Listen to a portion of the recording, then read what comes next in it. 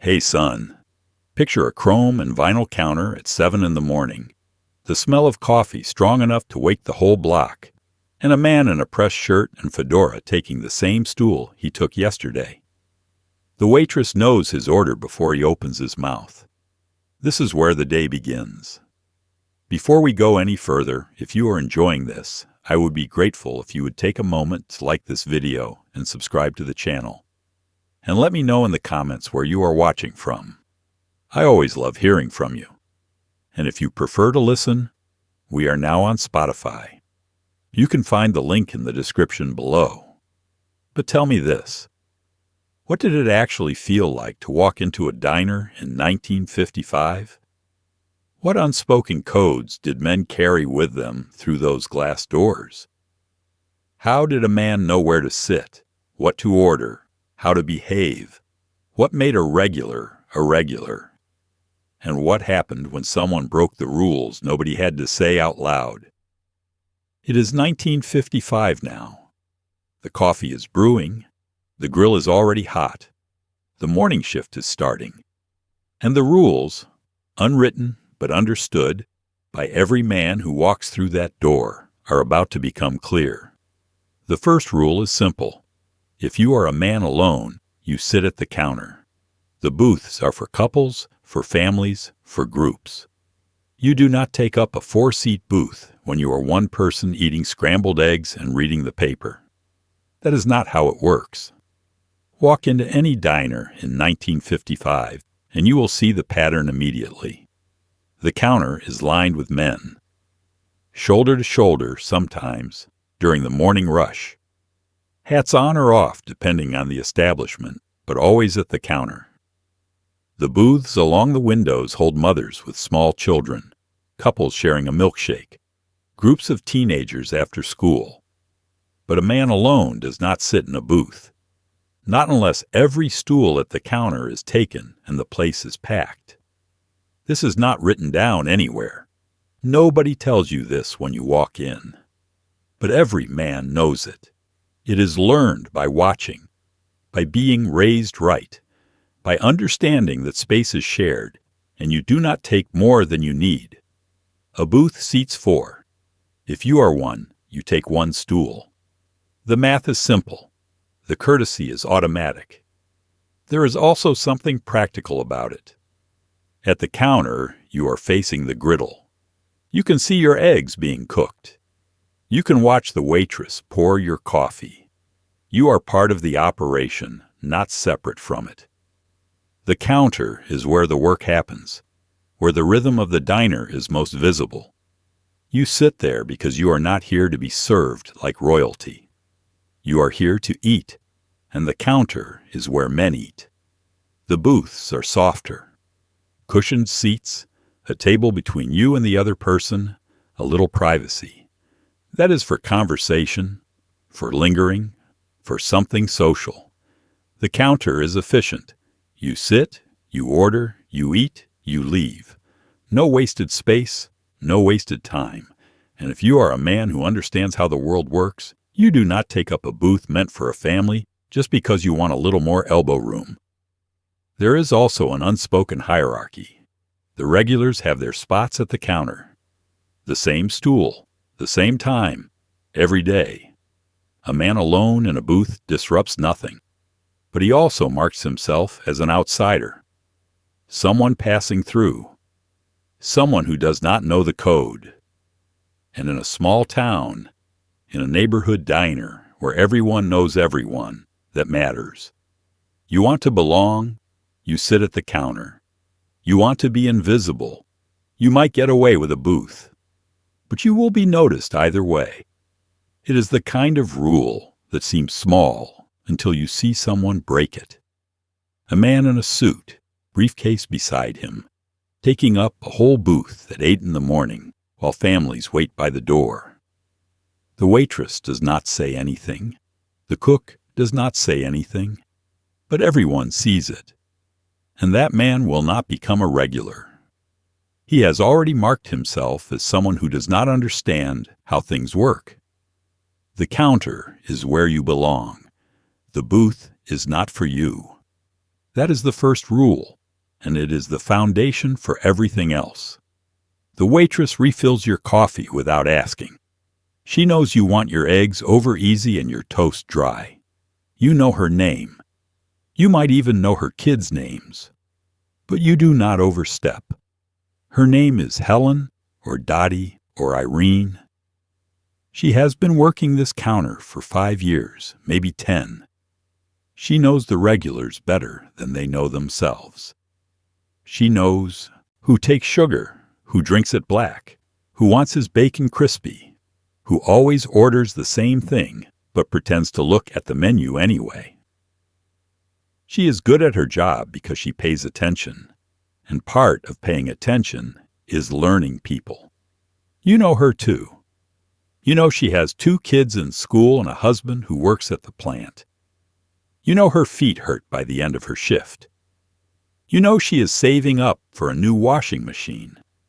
You know this because over months, over years, she has mentioned it in passing. A comment here, a sigh there, and you have listened the way a decent man listens. But you do not overstep. You do not ask her out. You do not make comments about how she looks. You do not linger too long when she refills your coffee, trying to turn a 30-second interaction into something it is not. You are friendly, but you are not familiar. There is a line, and every man who sits at that counter knows where it is. This is her workplace. She is here to earn a living, not to be flirted with by every man who orders eggs. She smiles because it is part of the job. She chats because it keeps the tips coming and the atmosphere pleasant. But she is not your friend, not really. She is friendly. There is a difference. You see men who do not understand this. Men who think because Helen remembers how they take their coffee, she must be interested. Men who lean in too close, who let their hand brush hers when she sets down the plate, who make jokes that are not quite jokes. And you see how her smile tightens, how she refills their cup a little faster, moves down the counter a little quicker. She is professional. She will not embarrass them, but she knows, and so does every other man at the counter. The respectful man, the regular, who will be welcome here for years, treats her with courtesy. He says good morning. He thanks her when she refills his coffee. He leaves a decent tip, every time, no exceptions. And when she mentions her son made the baseball team, he says that is wonderful, and he means it. And then he goes back to his eggs. He does not pry. He does not push. He understands that kindness is not an invitation. This is how it works in a place where people see each other every day. You can be warm without being invasive. You can be familiar without being inappropriate. Helen knows your name, and you know hers. And that is exactly as far as it goes. She is part of the diner, part of the rhythm of your morning, and you respect that. Because a man who does not respect the waitress does not respect the diner. And a man who does not respect the diner does not belong there. It is that simple. When you finish your breakfast, you leave your money on the counter. Bills for the meal, coins for the tip. You do not hand it directly to the waitress unless she is standing right there. You leave it beside your plate, neatly stacked. The plate is empty. The coffee cup has been refilled 3 times and now sits drained. You have folded your newspaper, checked your watch, and it is time to go. You reach into your pocket and pull out your wallet. The meal was 65 cents. You lay down a dollar bill, smooth it flat against the counter. Then you dig into your pocket for the coins. A dime, a nickel, 15 cents. You place them beside the bill, stacked neatly where Helen will see them when she clears your spot. This is the method. This is how it is done. You do not wave her over and hand her the money like you are bestowing a gift. You do not leave crumpled bills shoved under the plate where she has to fish them out. You leave it visible, clear, respectful. She will come by in a minute, wipe down the counter, scoop up the coins, and pocket them. No fuss, no ceremony. The coins matter. Paper tips are for fancy restaurants, for white tablecloths, and waiters in bow ties. Here at the counter, the tip is in coins. It feels right. It feels earned. A dime and a nickel for a 65-cent breakfast. 20% near enough. Fair, decent, expected. You do not leave 2 pennies. You do not leave nothing. You leave what a working man leaves for a working woman who just made sure you started your day right. There is also a rhythm to it. You do not sit there counting out your change while the waitress stands watching. You do not ask her if she has change for a 5. You come prepared. You know what breakfast costs. You know what the tip should be. You have the right coins in your pocket before you even sit down. Because this is not your first time here. This is Tuesday. This is every Tuesday. You know the drill. Some men leave a quarter. That is generous for a 65-cent meal. That is the kind of tip that gets remembered. Helen will notice. She will not say anything. But the next time you come in, your coffee might be a little hotter, your eggs a little fluffier. Not because she is playing favorites, but because she is human, and humans remember kindness. Other men leave a nickel, barely 10%. That is the minimum, and everyone knows it. It does not make you popular. It does not make Helen smile when you walk in. But it is something. It acknowledges the work. It keeps you from being the kind of man who leaves nothing, who walks out like the service was owed to him, like Helen should be grateful he showed up at all. And then there are the men who leave nothing. They finish their eggs, drop exact change for the meal, and walk out. No tip, no acknowledgement, no thank you. Those men do not last long as regulars. Helen does not refuse to serve them, but she does not rush to their end of the counter either. She does not remember how they take their coffee. And the other regulars notice. A man who does not tip is a man who does not respect the work. And in a diner where everyone works, that is unforgivable. You leave your coins on the counter, neat, visible, fair. Helen will find them when she clears your plate, and the transaction will be complete. You got your breakfast. She got her wage and her tip. The system works because everyone plays their part. And your part, when you stand up to leave, is to make sure those coins are sitting right there beside your empty plate. The diner fills up fast between 7 and 8:30 in the morning. If you are finished eating and the stools around you are filling, you leave. You do not sit there nursing your 3rd cup of coffee while someone stands by the door waiting for a seat. The rush starts the same way every morning. 7 o'clock, the first wave of factory workers. 7:15, the men from the rail yard. 7:30, the salesmen and the shop owners. By 7:45, every stool is taken, and there are men standing near the door, waiting, checking their watches. This is when you finish your coffee and go. You can feel it happening. The diner was half empty when you sat down at 6:50. You had your eggs, your toast, your first cup of coffee in relative peace. But now the door is opening every 30 seconds. Men are filing in, looking for a spot. And the waitress is moving faster, her smile a little tighter, her hands a little quicker. The griddle is working overtime. The air smells like bacon grease and burned toast, and too many people in too small a space. This is the rush. If you are still sitting there, plate long empty, newspaper folded, just sipping your coffee, because it is warm and free, and the diner is comfortable, you are in the way. You do not have to be told this. You can see it. The man standing by the coat rack, hat in hand, waiting for a stool. The waitress glancing at your empty plate as she passes, not saying anything, but clearly hoping you will take the hint. The cook, looking up from the griddle, counting stools, counting customers, doing the math. You are not doing anything wrong exactly. The coffee is bottomless. You paid for your meal. You could sit there all morning if you wanted to. But that is not how it works. That is not the code. During the rush, the counter is for people who are eating. If you are finished, you leave. You make room. You do not camp out like this is your living room. This is about respect. Respect for the men waiting. Respect for the waitress who needs to turn tables to make her tips. Respect for the rhythm of the place, which depends on people coming and going, not settling in for the duration. The diner is not a library. It is not a social club.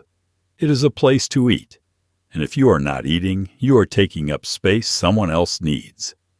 There are exceptions. If the place is half empty, if it is 9:30 and the rush has passed, you can sit there as long as you want. You can read the whole paper. You can drink 5 cups of coffee. Nobody minds. But during the rush, between 7 and 8:30, you move. You finish your eggs, you drain your coffee, you leave your tip, and you stand up. You button your coat. You nod to the man who immediately takes your stool before it is even cool.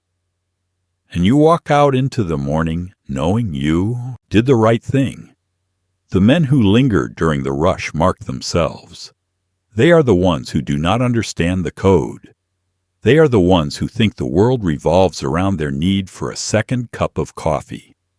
And while nobody will say anything, while the waitress will keep refilling that cup with a smile, everyone notices. The man waiting by the door notices. The cook notices. The other regulars notice.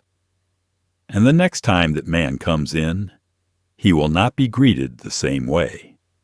He will not be part of the rhythm. He will be tolerated, but he will not belong. You do not linger during the rush. You eat, you pay, you leave.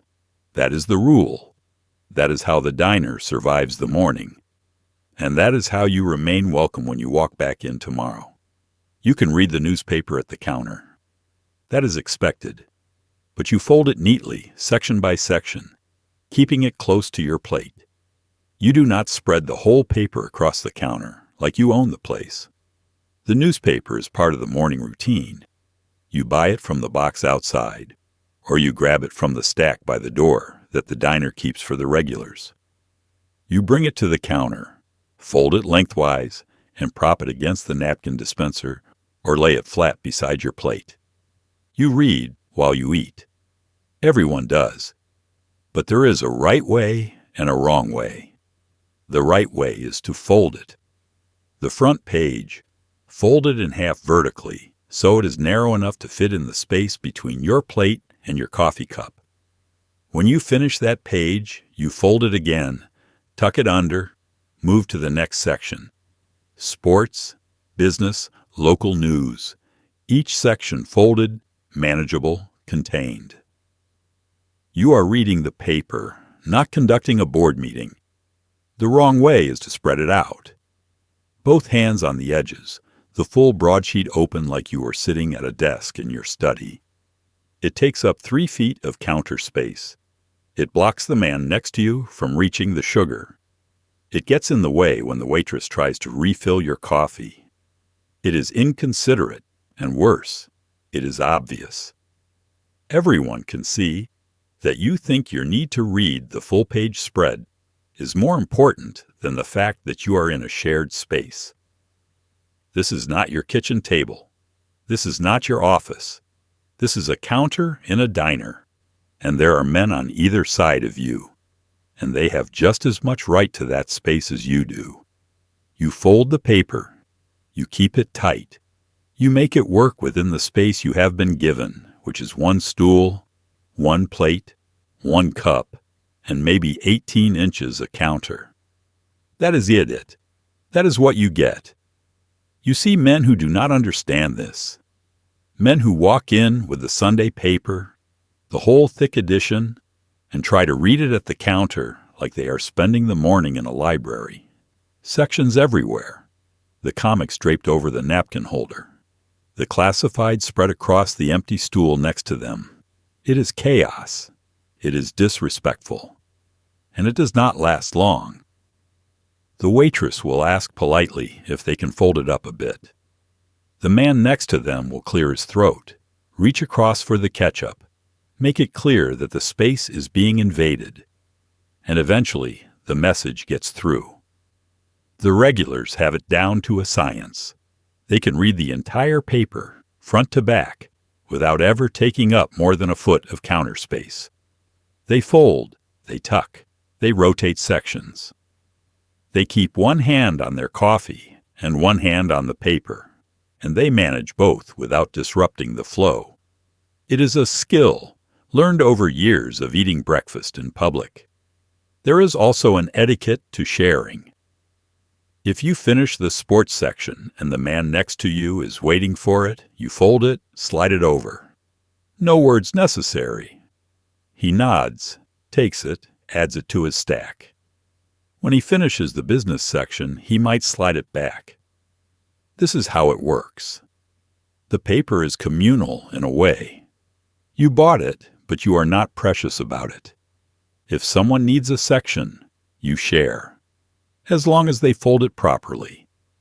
And when you are done, when you have read what you came to read, you fold the whole thing back up. You do not leave it scattered across the counter for the waitress to clean up. You do not stuff it in the trash so it overflows.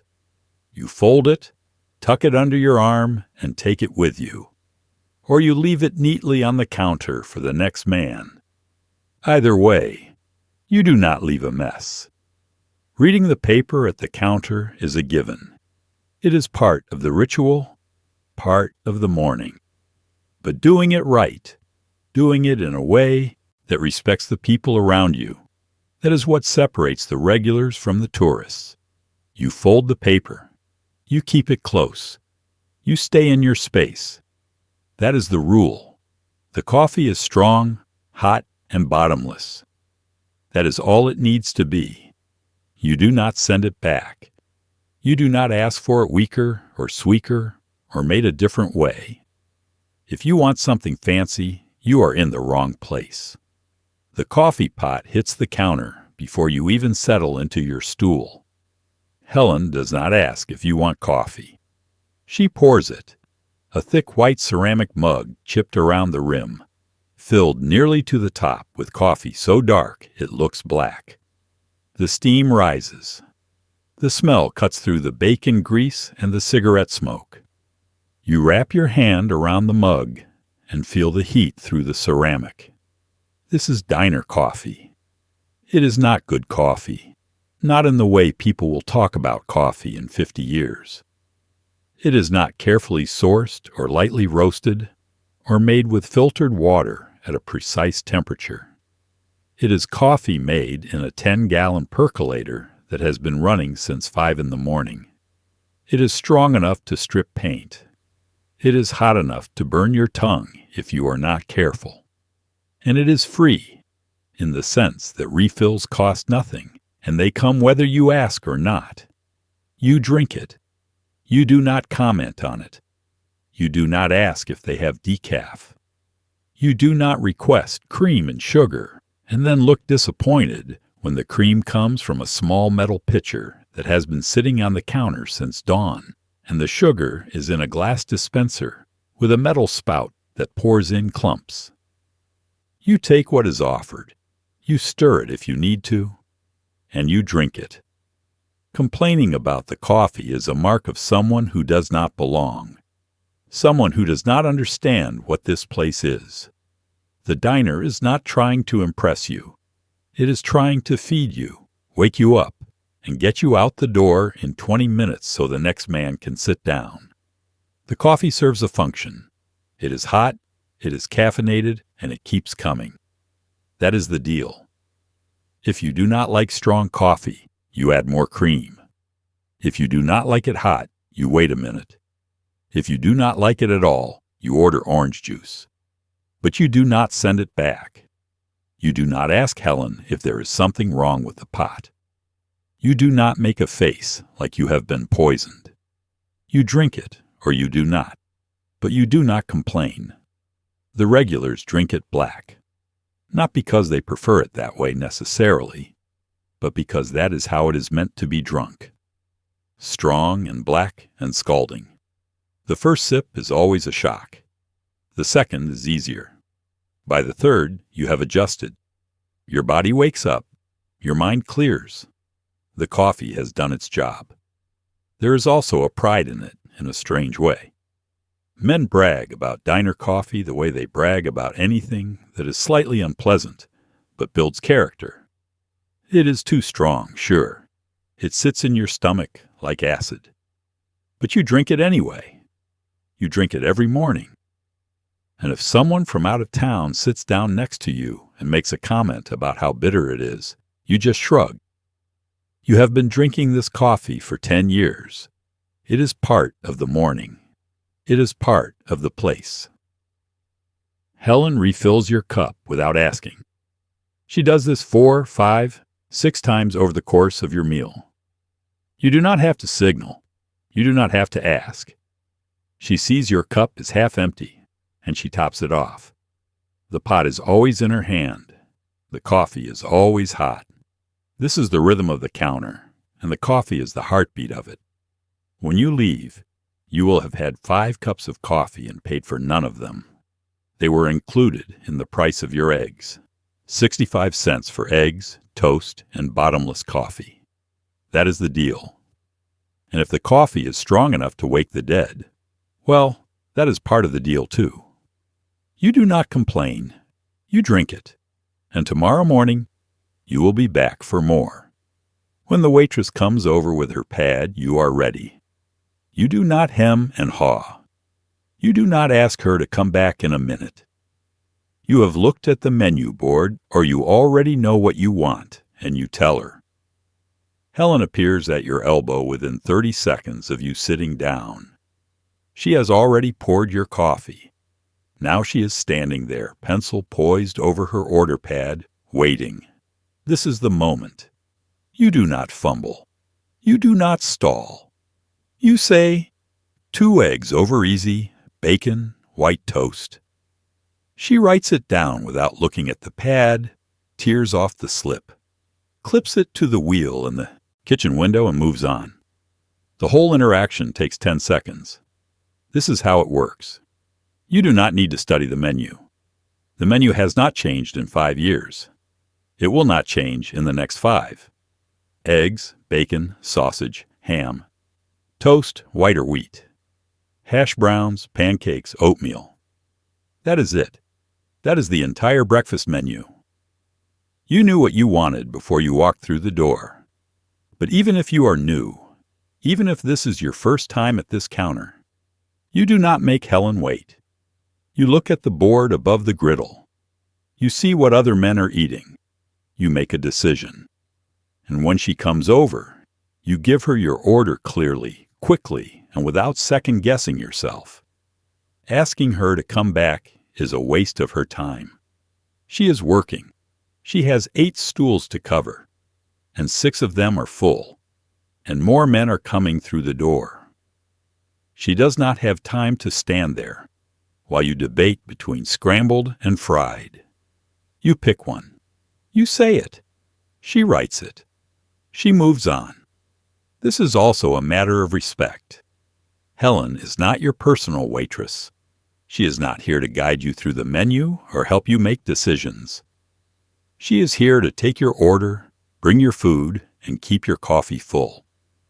The faster you order, the faster she can move, the faster your food arrives.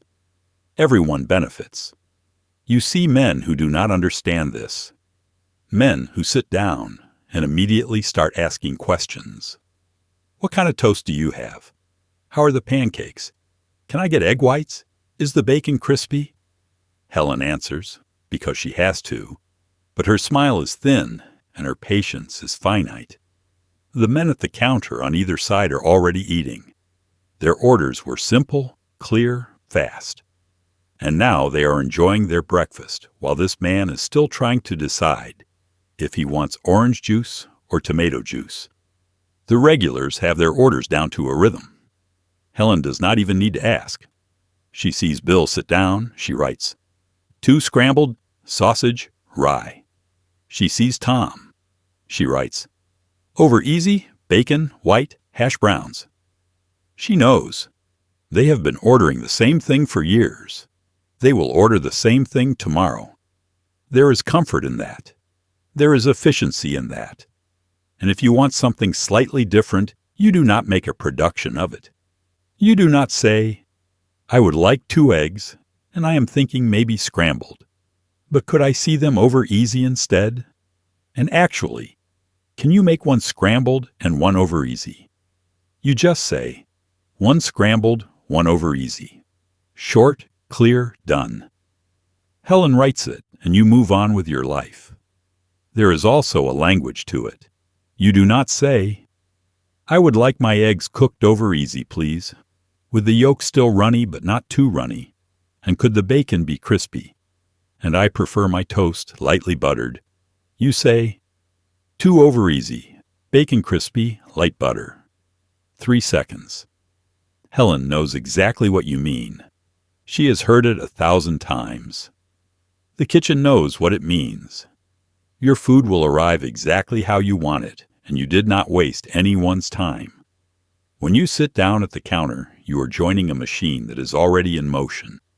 The griddle is hot, the orders are flying. The waitress is moving. You do not slow that machine down by being indecisive. You know what you want. You say it. And the machine keeps running, smooth and fast, the way it is supposed to. There is an invisible line at the counter. On your side, you sit and eat. On the other side, the cook works. You do not lean over. You do not reach across. You stay in your space. The counter is divided. Your side has the stools, the napkin dispensers, the sugar, the ketchup. You sit there. You eat there. You do not cross the line. The other side belongs to the cook. The griddle, the prep station, the ticket wheel, the coffee pot. That is his territory. You do not touch it. You do not even lean toward it. The cook is a man named Frank, or Eddie, or sometimes just Cook. He has been working that griddle for 15 years. He knows where everything is without looking. He can crack 4 eggs one-handed, flip 6 pancakes in sequence, and pull toast from the broiler without ever glancing away from the bacon. He is fast, efficient, and he does not like to be interrupted. You watch him work because it is impossible not to. The griddle is right there, 3 feet away, and the theater of breakfast is happening in real time. Eggs sizzling, bacon popping, toast sliding out of the chrome toaster with a metallic ting. It is mesmerizing. But you watch, from your side of the counter. You do not lean over. You do not offer suggestions. You do not reach across to grab the coffee pot yourself because Helen is busy and you want a refill. The line is invisible, but everyone knows where it is. It runs right down the middle of the counter. On your side, order. On his side, K is controlled into breakfast. You do not cross it. Not with your hands, not with your voice, not with your body. You stay seated, you stay back, and you let the cook do his job. There are men who do not understand this. Men who lean over the counter to watch their eggs cook, like their supervision is necessary. Men who reach across to grab the butter dish from the prep side because it is closer than asking Helen. Men who tap on the counter to get the cook's attention, like he is not already managing 8 orders at once and does not need some stranger trying to ask him a question. Frank does not stop cooking when this happens. He does not look up, but you can see his jaw tighten. You can see him move a little faster, a little more aggressively, the spatula hitting the griddle harder than it needs to. And Helen, when she comes by, will quietly move the butter dish back to the customer side and give the offending man a look that says, "Stay in your lane." The counter is a workspace. The cook's side is his kitchen, even though you can see every inch of it. You would not walk into the kitchen of a restaurant and start poking around. You would not reach over a chef's shoulder to grab a spatula. The same rules apply here, even though there is no wall between you. The counter is the wall. You respect it. This is also about safety. The griddle is hot. The coffee pot is full of boiling liquid. There are knives. There are open flames. There are things that can burn you or cut you if you are careless. The cook knows how to move in that space. You do not. So you stay on your side, where the only danger is eating your eggs too fast and burning your tongue. The regulars understand this instinctively. They sit. They wait. They let the system work. They know their food will come when it is ready. They know Helen will refill their coffee when she makes her next pass. They do not need to insert themselves into the process. They trust the machine. And the cook, in return, takes care of them. He knows the regulars. He knows Bill likes his hash browns extra crispy. He knows Tom wants his bacon so done it is almost jerky. He makes those adjustments without being asked because the regulars respect his space and he respects their preferences. It is a trade. You stay on your side of the counter and he makes sure your breakfast is exactly right. You do not touch the griddle side of the counter. You do not lean over. You do not reach across. You sit, you eat, and you stay in your space. That is the rule. That is how the diner works. And if you cannot follow that rule, you do not belong at the counter. Some diners, you keep your hat on. Others, you take it off.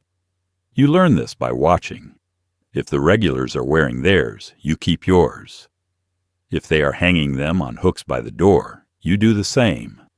You walk in wearing a fedora or a flat cap or a work hat with your company name stitched across the front. The question is immediate.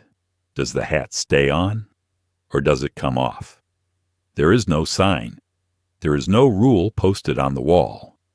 But there is an answer, and you find it by looking around. At some diners, every man at the counter is wearing his hat. Fedoras tilted back, brims shadowing faces, the uniform of the working man who has not yet started his day. The hats stay on through breakfast, through coffee, through the entire meal. Taking your hat off in a place like this would be strange. It would mark you as overly formal, maybe even a little pretentious. So you keep it on. You sit down, you order, and your hat stays exactly where it is. At other diners, the hooks by the door are full. Hats hanging in a row, one after another, like a coat check. The men at the counter are bareheaded. This is a different kind of place. A little more old-fashioned, maybe. A little more concerned with manners. You take your hat off when you walk in. You hang it on a hook, and you sit down without it. That is the custom here. You learn this by watching. If you are new, if you have never been to this diner before, you pause inside the door. You glance at the counter. You see what the other men are doing. Hats on, you keep yours. Hats off, you hang it up. It takes 5 seconds, and it tells you everything you need to know about the culture of the place. This is not a trivial thing. The hat question is about respect. In some places, keeping your hat on is a sign that you are working, that you are just grabbing a quick bite before you head to the job site or the rail yard or the warehouse. The hat is part of your uniform. It stays on because you are still, in some sense, at work. Taking it off would be unnecessary, even awkward. In other places, taking your hat off is a sign that you are sitting down to a meal, even if that meal is just eggs and toast at a diner counter. It is a small gesture of civility, a nod to the idea that eating is a moment to slow down, to be present, to treat the act with a little bit of care. The hat comes off because you are not in a hurry. You are here, and you are settled, and you can afford the 30 seconds it takes to hang it on a hook. The regulars do not think about it. They have been coming here for years. They know the code.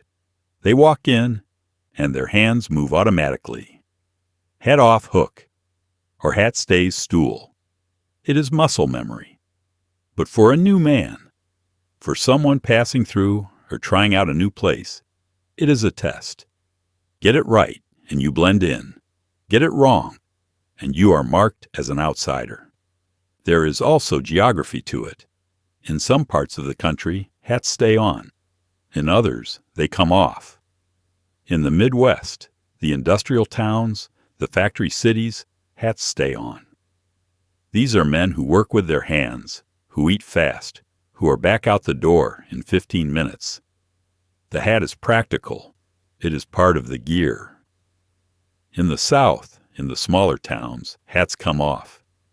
There is a formality there, even in a diner, even at a counter.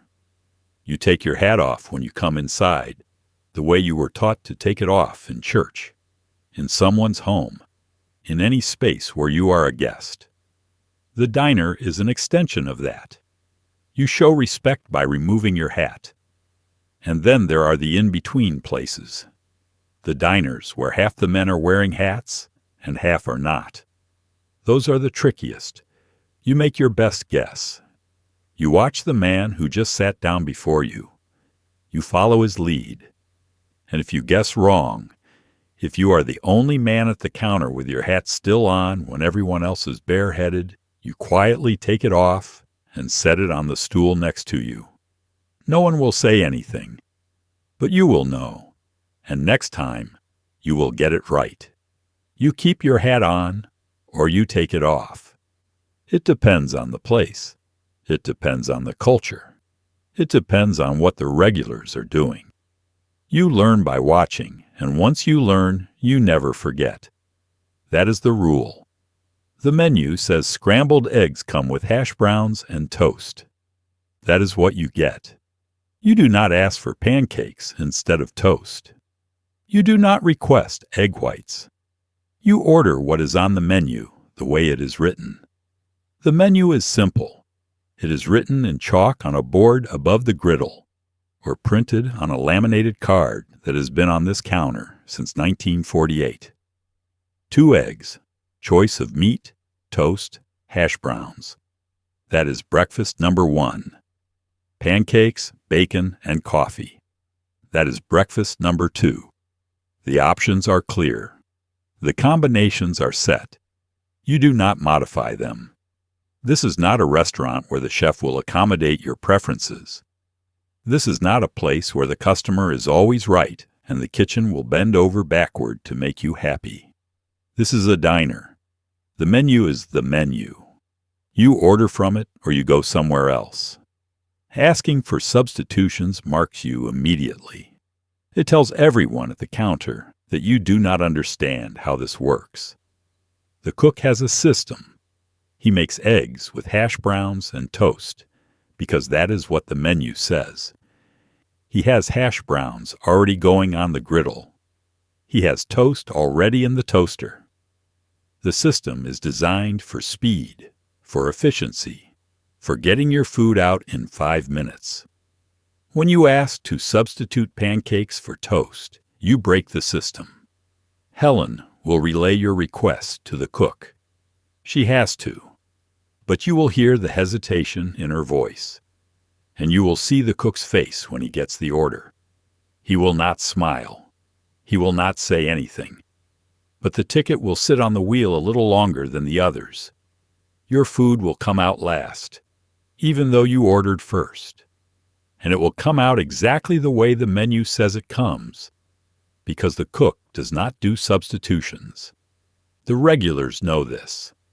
They order breakfast number 1 or breakfast number 2, or they order off menu in the specific ways that are allowed. Eggs and bacon, no hash browns. That is acceptable because you are subtracting, not substituting. 2 eggs, sausage, wheat toast. That is acceptable because wheat toast is on the menu, just for a different breakfast. You are not asking for something that does not exist. You are just rearranging what already does. But asking for egg whites, that is not on the menu. Asking for fruit instead of hash browns, that is not on the menu. Asking for your eggs scrambled with vegetables mixed in, that is not on the menu, and it is not going to happen. The cook cracks eggs, he salts them, he scrambles them, and he puts them on a plate with hash browns and toast. That is what he does. That is what he has done every morning for 15 years. He is not going to change it because you want something special. There is also a practicality to it. The diner keeps a limited inventory: eggs, bacon, sausage, ham, bread, potatoes, coffee. That is it. There is no fruit in the back. There are no egg whites in a carton. There are whole eggs, and if you do not want the yolk, you can leave it on your plate. But you are not going to get a custom omelet made to your specifications. The menu exists for a reason. It keeps costs low. It keeps the kitchen moving. It ensures that every breakfast costs the same and takes the same amount of time to prepare. When you ask for substitutions, you are asking the diner to operate outside its model. And the diner will not do that. Not for you. Not for anyone. If you have dietary restrictions, if you cannot eat certain things, you order around them. You get eggs and toast. Hold the hash browns. You get pancakes, no bacon. You make it work within the structure of the menu. You do not ask the kitchen to invent something new. And if you cannot find anything on the menu that works for you, if everything requires a substitution or a modification, then this is not the right place for you. There are restaurants that will do that. There are places with longer menus and more flexible kitchens. But this is not one of them. This is a diner. The menu is fixed. You order from it or you leave. The men at the counter understand this. They have been ordering the same breakfast for years. 2 eggs, bacon, white toast. Every day. The same thing. And it is exactly what they want because the menu was designed around what men like them want. It is not limiting. It is clarifying. You do not have to make decisions.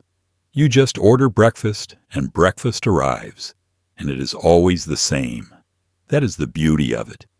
You do not ask for substitutions. You order what is on the menu, and your food arrives hot, fast, and exactly the way it is supposed to be. That is the rule. You do not ignore the man sitting next to you, but you do not start a conversation unless he starts one first. A nod when you sit down. Maybe a comment about the weather. Nothing more unless he opens the door. You slide onto the stool, and the man to your right is already halfway through his eggs. You do not pretend he is not there. That would be rude, strange even. But you do not launch into conversation either. You give him a nod, just a small one, a tilt of the head, a brief acknowledgement that says, "I see you, we are sharing this space, and I am not going to be a problem." He nods back, or he does not. Either way, the transaction is complete. You have acknowledged each other.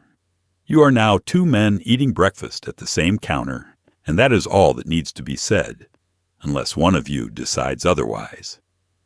Some mornings, that is where it ends. You eat in silence. He finishes his coffee, leaves his tip, and walks out. You never learn his name. You will probably sit next to him again next week, and the same nod will pass between you, and that will be enough. This is not unfriendly. This is simply how it works. Men do not need to talk to be comfortable in each other's presence. Other mornings, the man next to you might say something. "Cold out there this morning." And you respond, "Sure is. Supposed to snow later." And he says, "That is what I heard." And then you both go back to your eggs. That is a conversation. It has a beginning, a middle, and an end.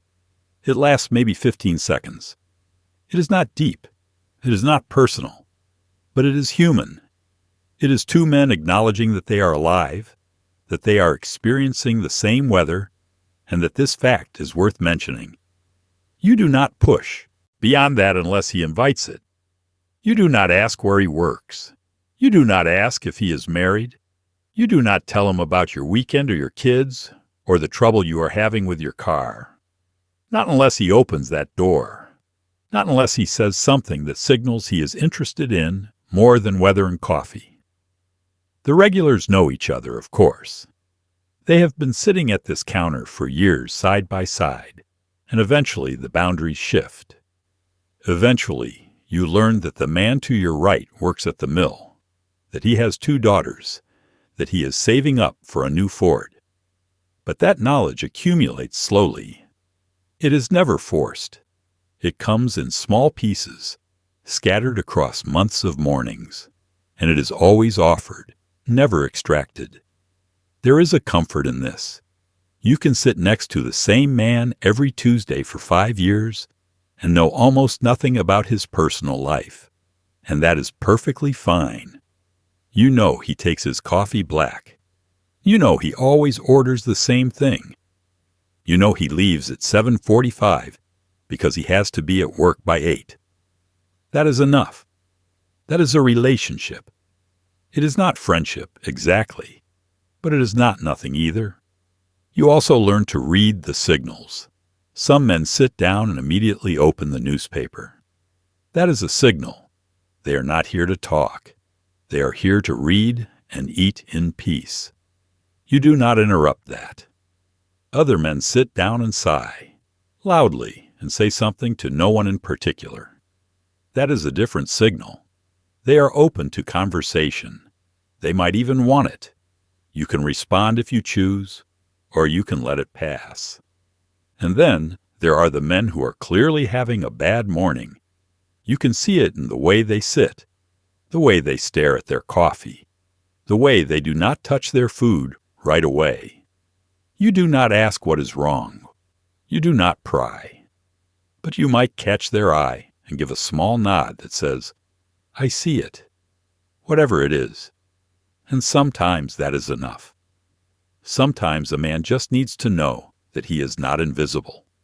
The counter is a shared space, but it is not a social club. You are sitting inches away from strangers, but you are not required to befriend them. The acknowledgement is enough. The nod, the brief comment, the mutual understanding that you are both here for the same reason. You are starting your day. You are eating breakfast. You are preparing to go out into the world and do what needs to be done. You acknowledge the men around you. You do not ignore them, and you do not overwhelm them. You find the balance. A nod, a word, a moment of shared humanity. And then you go back to your eggs, and so do they. And the morning continues in comfortable, companionable silence. You do not walk into a diner with a cup of coffee from somewhere else. You do not pull out a sandwich from home. If you are sitting at that counter, you are buying what they are selling. The door opens, and a man walks in, carrying a paper cup from the gas station, down the street. Coffee, probably, bought for 30 cents at the pump.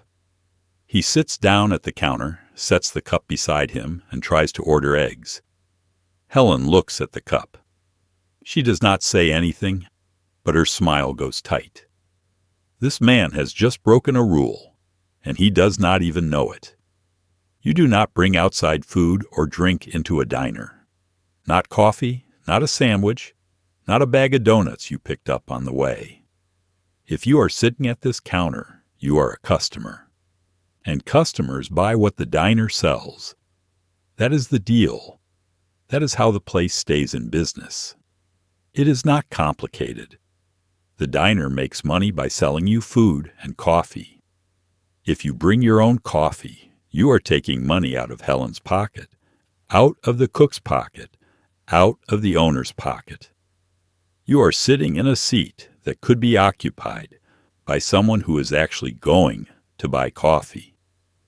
You are using the space, the service, the heat, the lights, and you are not paying for it. That is not how it works. Some men do not see the problem. They think, I am buying eggs. What does it matter if I brought my own coffee? But it matters. The coffee is part of the meal. The coffee is part of the price. You are not just paying for eggs and toast. You are paying for the whole experience. The counter, the warmth, the waitress who refills your cup 6 times. You do not get to pick and choose which parts you want to pay for. Helen will not refuse to serve you. She is too professional for that. But she will not refill the cup you brought from outside. She will not offer you cream or sugar for it. She will bring your eggs, and she will bring a cup of diner coffee, whether you asked for it or not. And she will set it down in front of you with a look that says, "This is what you should be drinking." The regulars would never do this. They know better. If they want coffee before they get to the diner, they drink it at home. Or they wait. They walk in, they sit down, and they let Helen pour them a cup from the pot that has been brewing since 5 in the morning. That is the coffee you drink when you are at the counter. Not the coffee from the gas station. Not the coffee you made at home and poured into a thermos. The diner's coffee. There is also a matter of loyalty. When you walk into a diner carrying coffee from somewhere else, you are saying, "I do not trust your coffee. I do not want your coffee. I would rather have this other coffee." That is an insult. It is small, maybe, but it is real. You are telling the diner that it is not good enough, and you are doing it publicly in front of the cook and the waitress and every other customer. The same goes for food. You do not bring a sandwich from home and eat it at the counter while you order a cup of coffee. You do not pull out a bag of chips. You do not eat your own food in someone else's establishment. If you are hungry, you order from the menu. If you are not hungry, you do not sit at the counter. It is that simple. There are exceptions, of course.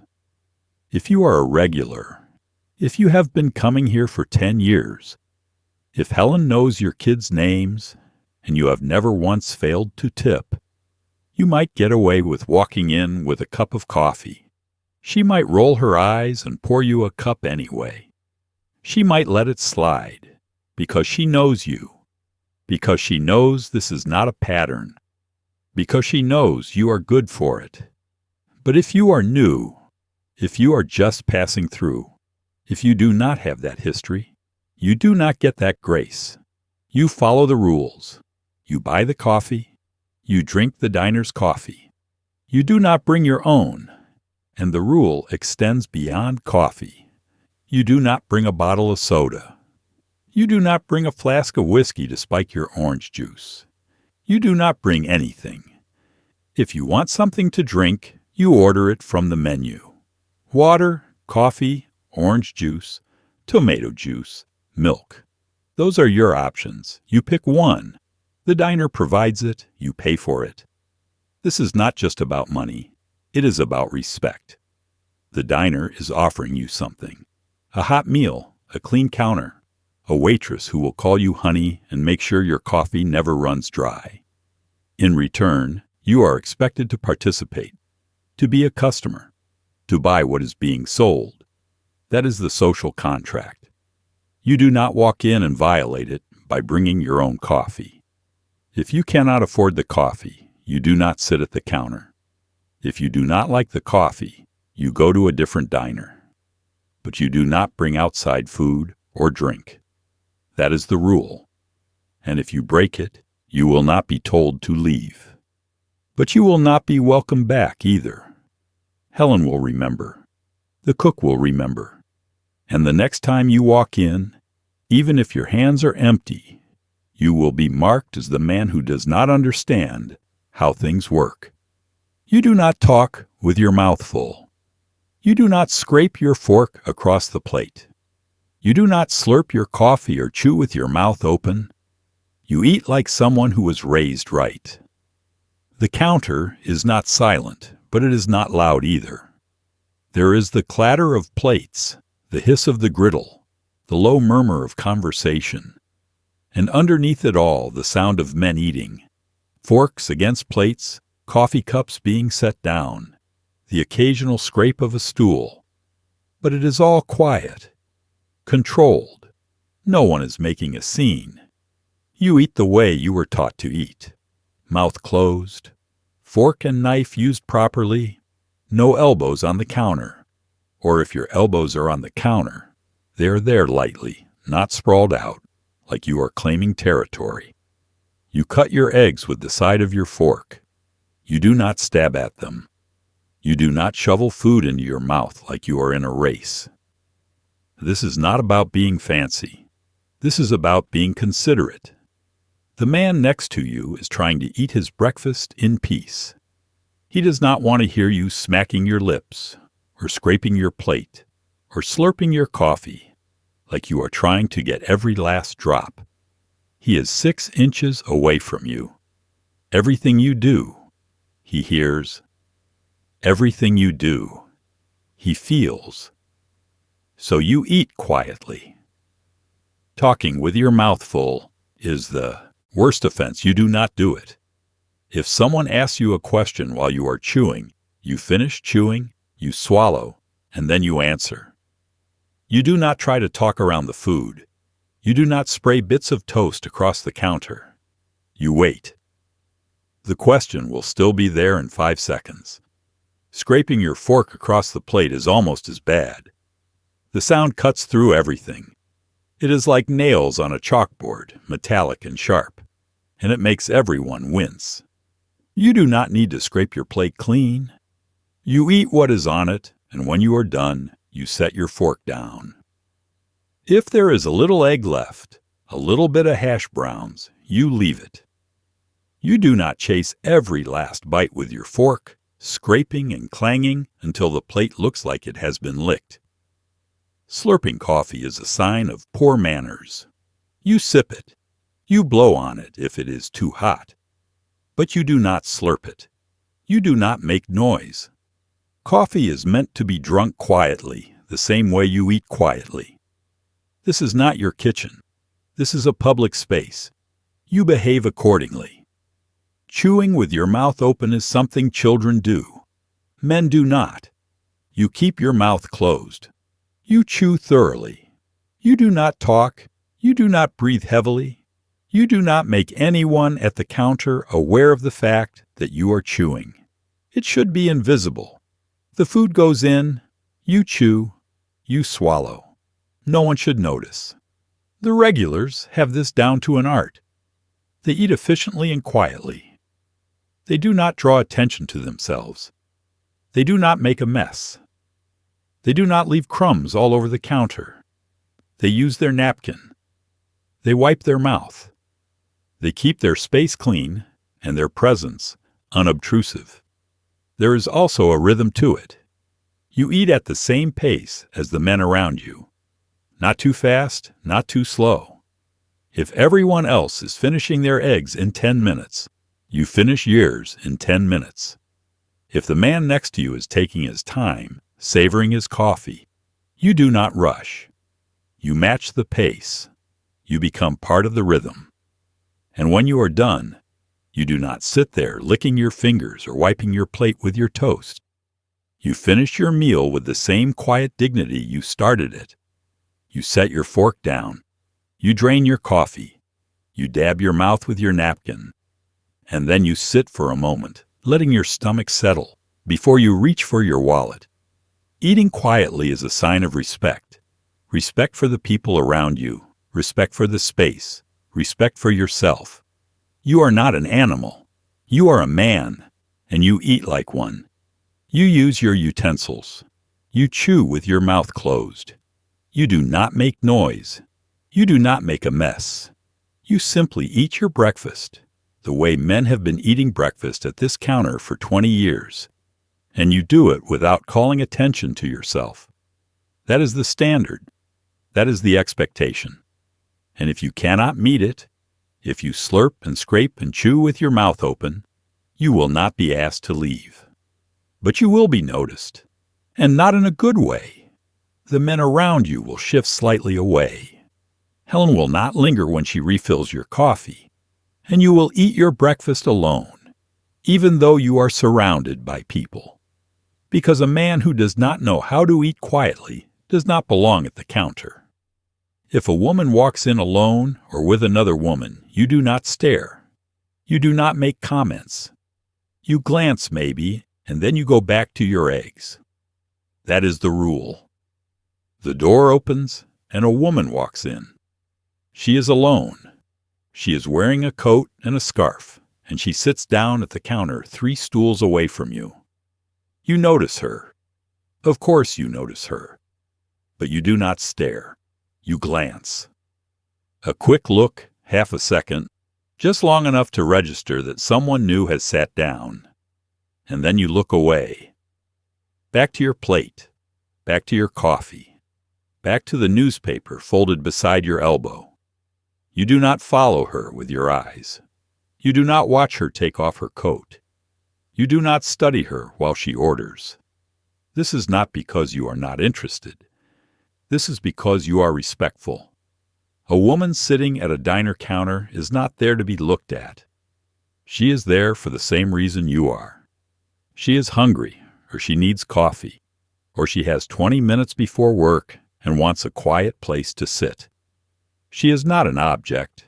She is a customer. You treat her accordingly. Staring makes her uncomfortable. She can feel it, even if she is not looking at you. She knows when eyes are on her, and it changes her experience. Instead of enjoying her breakfast, she is tense. She is aware of you. She is wondering if you are going to say something, if you are going to move closer, if she is going to have to deal with you. You do not put her in that position. You also do not make comments, not to her and not to the man next to you. You do not lean over and say, "Nice-looking woman." You do not whistle under your breath. You do not nudge the man next to you and nod in her direction. You act like she is just another customer, because that is what she is. If she catches your eye, you nod. The same nod you would give a man. A brief acknowledgement. And then you look away. You do not hold her gaze. You do not smile in a way that suggests anything. You nod, and you go back to your eggs. And that is the end of it. The regulars understand this instinctively. They have seen women at the counter before. It is not common, but it happens. A woman on her way to work, stopping in for coffee. A woman meeting someone, arriving early. A woman who just wants breakfast and does not want to cook it herself. She has every right to be here. And the men at the counter have a responsibility to make sure she feels safe. There is a difference between noticing and staring. Noticing is human. You see someone sit down near you, and you register it. That is fine. That is normal. Staring is something else. Staring is invasive. It is aggressive. It is a way of asserting power, of making someone feel small. You do not do that. Not here. Not anywhere. If the woman is with another woman, the same rules apply. You do not listen to their conversation. You do not insert yourself into it. You do not turn on your stool to face them. They are having a private conversation in a public place, and you respect that privacy. You stay focused on your own breakfast, your own coffee, your own business. And if a woman sits down next to you, directly beside you at the counter, you do not take that as an invitation. You do not assume she wants to talk. You give her the same nod you would give a man. You make room for her purse if she sets it on the counter. And then you leave her alone. If she wants to start a conversation, she will. If she does not, she will not. Either way, it is her choice. You do not force it. There are men who do not follow this rule. Men who stare openly. Men who make comments under their breath or loud enough for everyone to hear. Men who lean too close, who ask invasive questions, who act like a woman at the counter is there for their entertainment. Those men do not last long as regulars. Helen sees it. The cook sees it. The other men at the counter see it. And while no one will confront them directly, the atmosphere changes. The welcome disappears. And eventually, those men stop coming. A woman at the counter is just another person eating breakfast. That is how you treat her. You do not stare. You do not comment. You glance. You nod. And you go back to your eggs. That is the rule. That is what a decent man does. And if you cannot do that, if you cannot control your eyes or your mouth, then you do not deserve to sit at the counter. Some diners, certain times of day, are for regulars only. You can feel it when you walk in. If you are new and you sit down at 8 in the morning and nobody speaks to you, you have walked into the regulars' hour. You finish your meal and you do not come back at that time. The diner looks open. The lights are on. The door is unlocked. The sign says they have been serving breakfast since 6. But when you walk in at 7:30, something feels different. The counter is full, but the conversation stops when you enter. Every head turns. Eyes follow you as you take a stool. You have just walked into the regulars' hour. You did not know. There was no way to know. But now you are here, and you can feel it. This is their time. These men have been sitting at this counter at this hour for years. They know each other. They have a rhythm, and you are disrupting it. Helen still serves you. She is professional. She pours your coffee, takes your order, brings your eggs. But she does not chat. She does not linger. She is polite, but not warm. And the men around you do not acknowledge you. No nods, no comments about the weather, just silence. You eat your breakfast. It is fine. The eggs are good. The coffee is hot. The toast is exactly what you ordered. But the whole time, you feel like an intruder. Because you are. You are sitting in someone's spot, or near someone's spot, and you are breaking a routine that has been in place for longer than you have lived in this town. This is not about being unfriendly. This is about territory. The regulars have claimed this hour. 7 to 8, or 7:30 to 8:30, or whatever the window is. This is when they come. This is when they see each other. This is when they talk about things that matter to them, or do not talk at all, and either way, it is theirs. You are not part of it. You cannot be part of it. Not yet. Maybe not ever. If you are smart, you finish your meal, you leave your tip, and you do not come back at that time. You come earlier or later. You find a different hour, one that is not already claimed. And if you become a regular at that hour, eventually you will understand what it felt like to the men you displaced when you walked in that first time. Some diners are more flexible. You can sit down at any hour and be welcomed. The regulars do not care. They are used to strangers.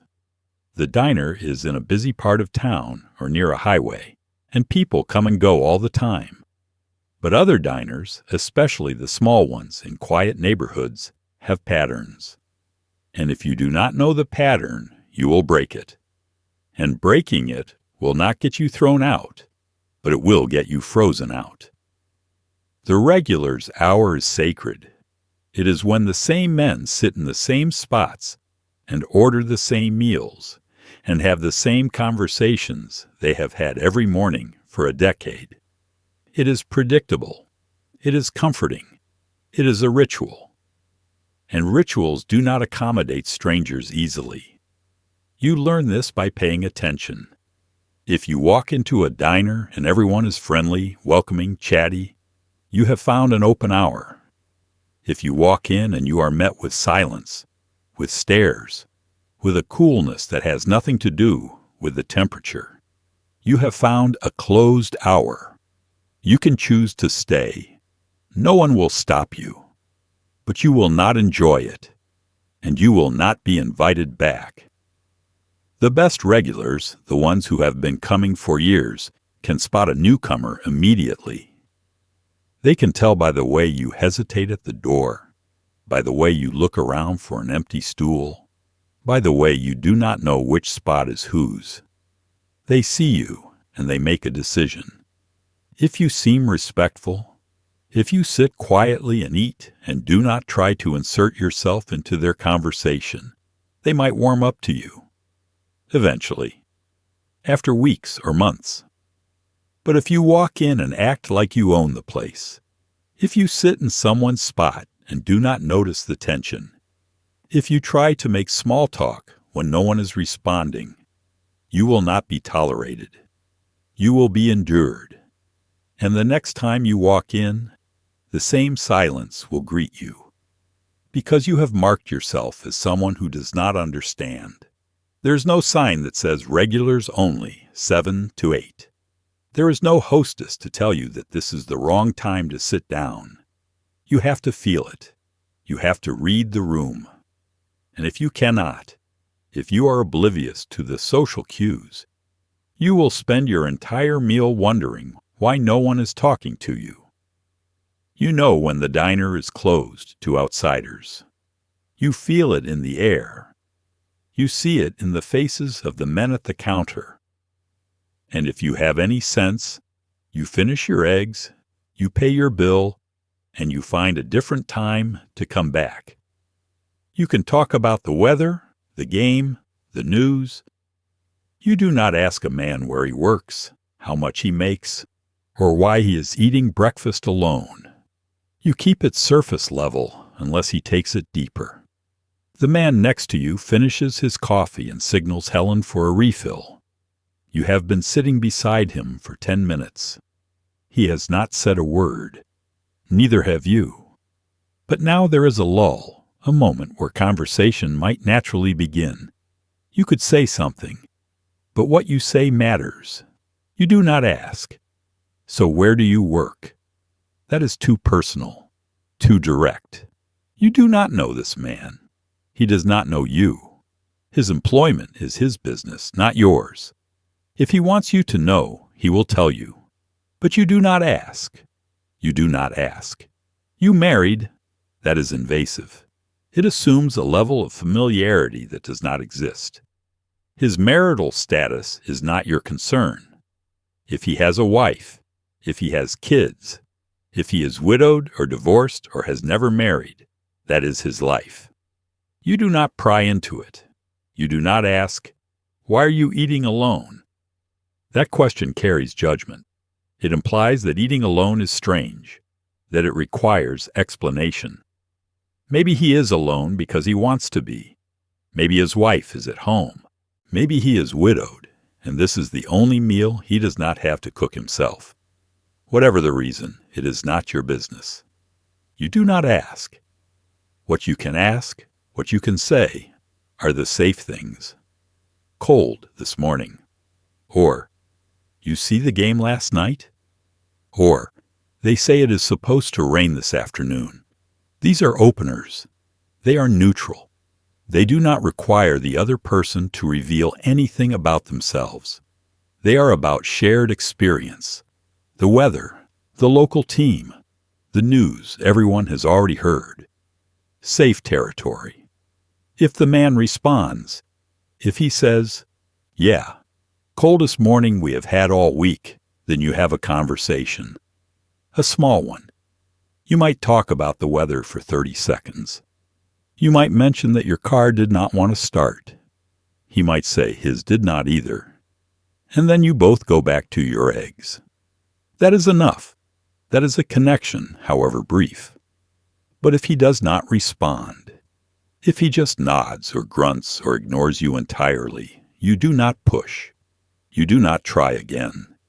You accept that he is not interested in conversation, and you leave him alone. Some men come to the diner to be around people without having to talk to them. You respect that. The regulars know each other's business. But they learned it slowly. Over months and years of sitting next to each other, small pieces of information have been shared. You learn that Joe works at the plant because one morning he mentioned he had to be in early.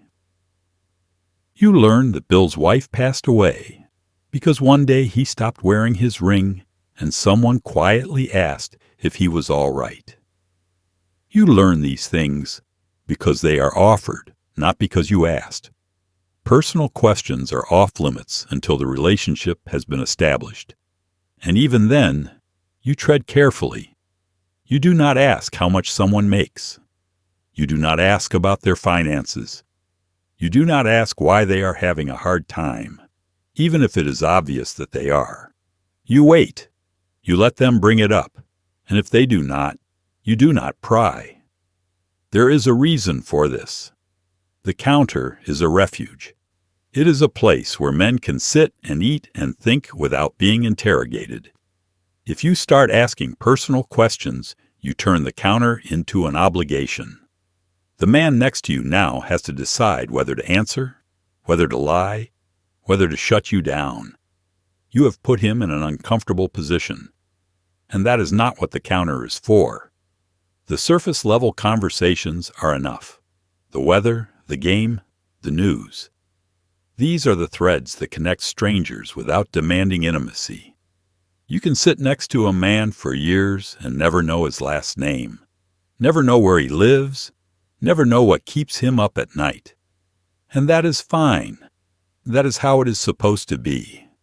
If he wants to go deeper, he will. One morning he might mention something, a problem at work, a sick relative, a worry he cannot shake. And when he does, you listen. You do not give advice unless he asks for it. You do not tell him what you would do. You just listen. And then you say, "That sounds tough," or "I hope it works out." And you leave it at that. You do not ask personal questions. You keep it surface level. You talk about the weather and the game and the news.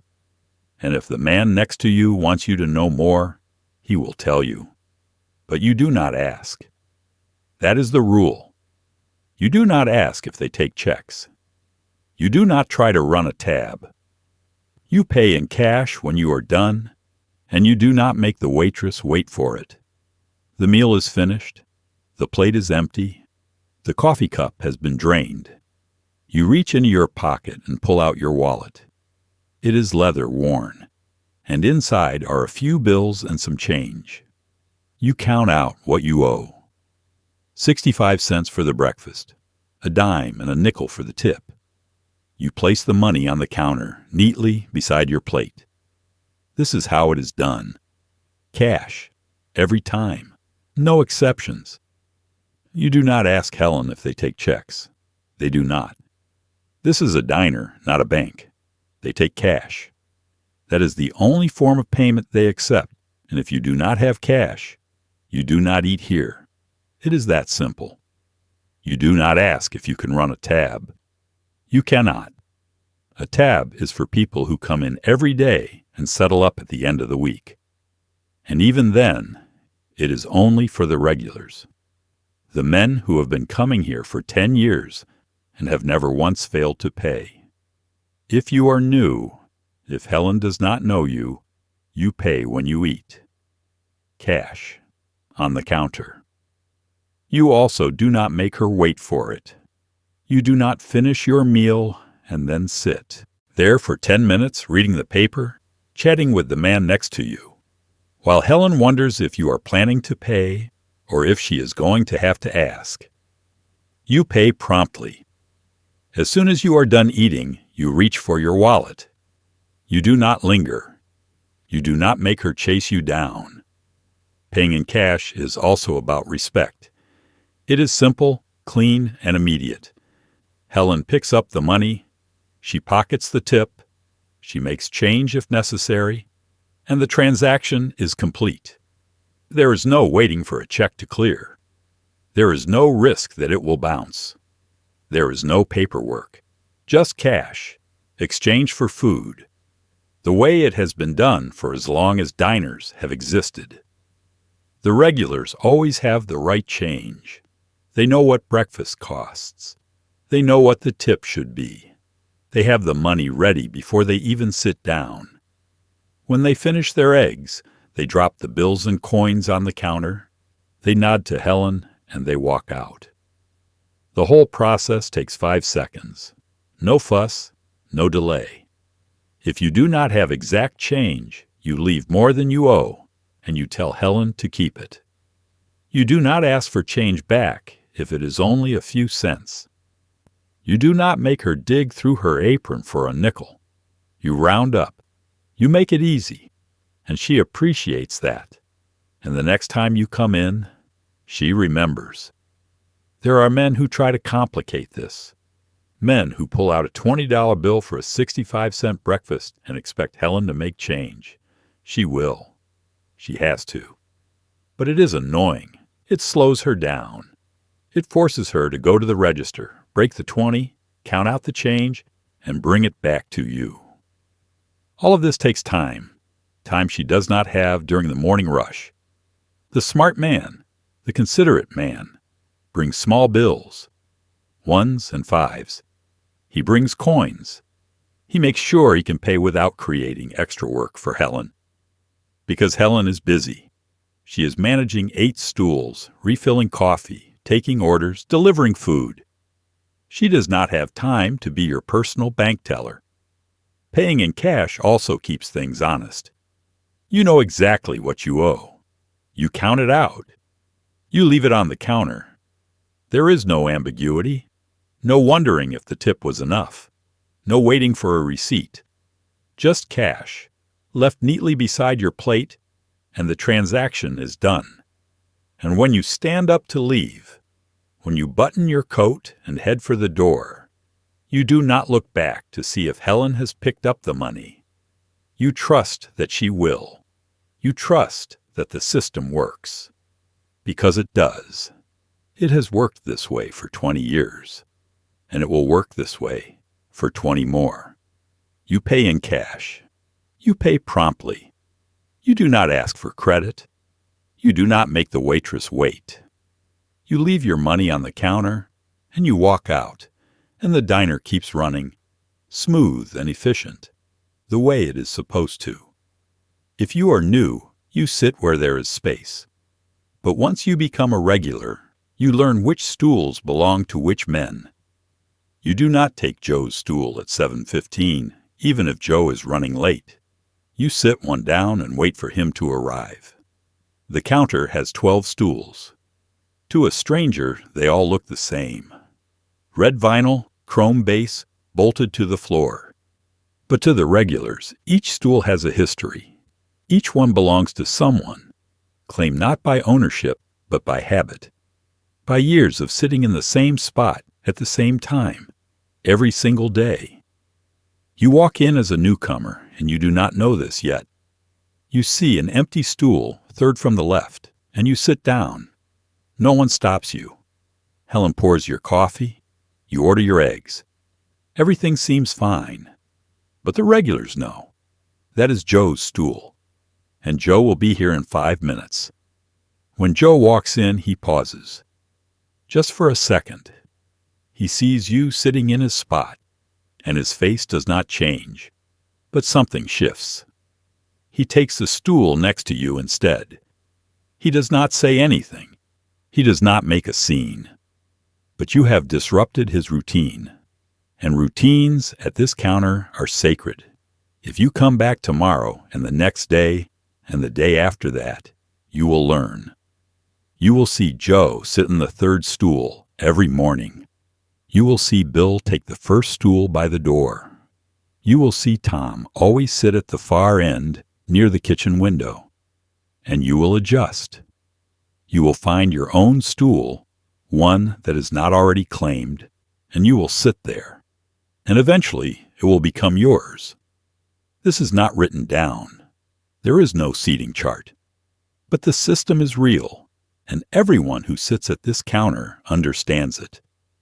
The regulars have their spots. You do not take them.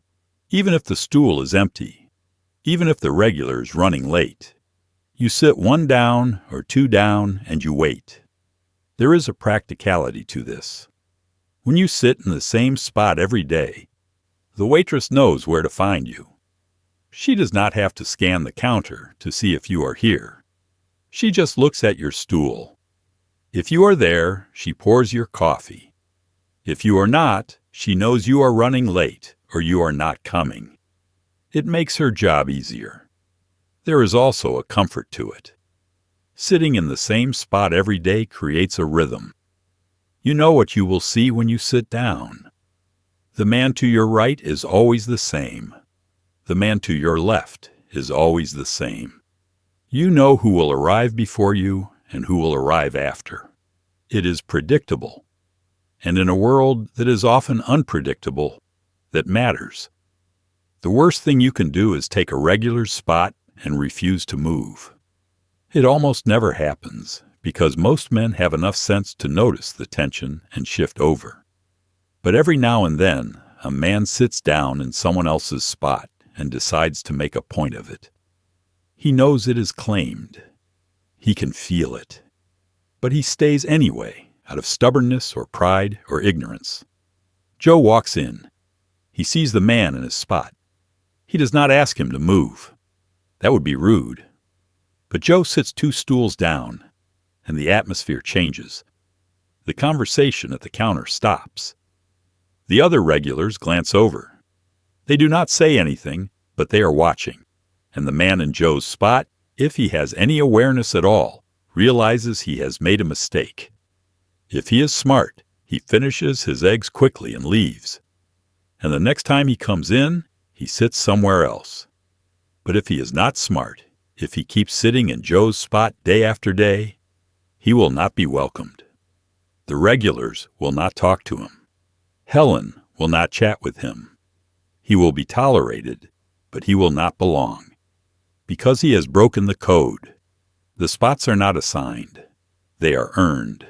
You become a regular by showing up day after day, at the same time, in the same place.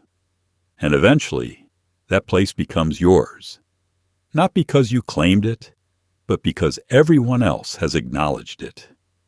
They have seen you there so many times that it would feel strange to see someone else in that spot. And once you have a spot, once the other regulars know that the 5th stool is yours, you protect it the same way it was protected for you. If a stranger sits there, you do not make a scene. You sit nearby. You wait. And if he comes back, if he starts to become a regular himself, you have a quiet word with him. You say, "That stool is usually Bill's." Not angry, not confrontational, just informative. And the stranger nods, and the next day, he sits somewhere else. You do not sit in another man's spot. You learn where the lines are. You respect them, and in return, your spot is respected. That is how the counter works. That is how it has always worked. The diner is not a loud place in the morning. Men speak in low voices. You do not shout across the counter. You do not laugh too loud. You keep your voice even and calm. The counter is full. 8 men eating breakfast, and the air hums with quiet conversation. Someone is talking about the weather. Someone else is reading the paper aloud, sharing a headline. The cook calls out an order. Helen refills coffee. But no one is shouting. No one is raising their voice. The volume is controlled, deliberate, respectful. This is not a bar. This is not a Friday night after a few drinks. This is 7:30 in the morning, and most of these men are heading to work. They are tired. They are waking up. They do not want noise. They want breakfast, coffee, and the low hum of other people existing in the same space. That is all. You keep your conversation low. If you are talking to the man next to you, you lean in slightly. You speak just loud enough for him to hear. You do not project your voice across the counter. You do not try to include everyone in your conversation. You talk to the person next to you. in a voice that stays between the two of you. Shouting across the counter is rude. If you want to talk to someone 4 stools down, you wait until you are both leaving and you catch them outside. You do not yell, "Hey Bill, you going to the game tonight?" from one end of the counter to the other. You do not disrupt everyone else's breakfast just because you have something to say. Laughing is fine, but loud laughter, the kind that makes everyone turn and look, is not. If something is funny, you smile. You chuckle quietly. You do not throw your head back and roar.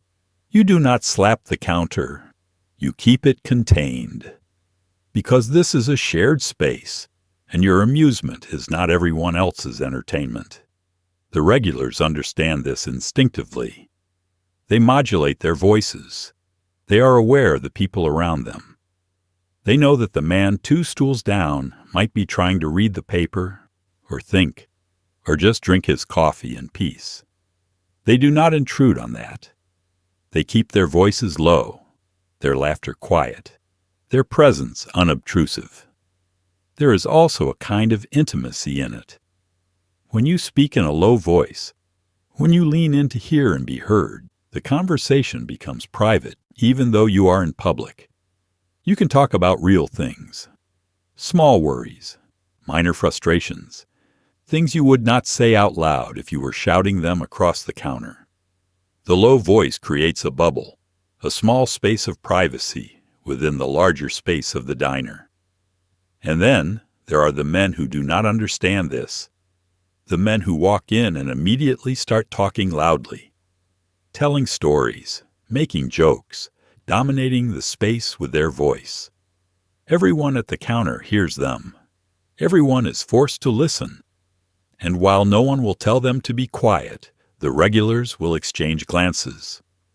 A shared look that says, "This guy does not get it." The loud man does not become a regular. He might come back a few times, but he will not fit in. The other men will not warm to him. Helen will serve him, but she will not linger.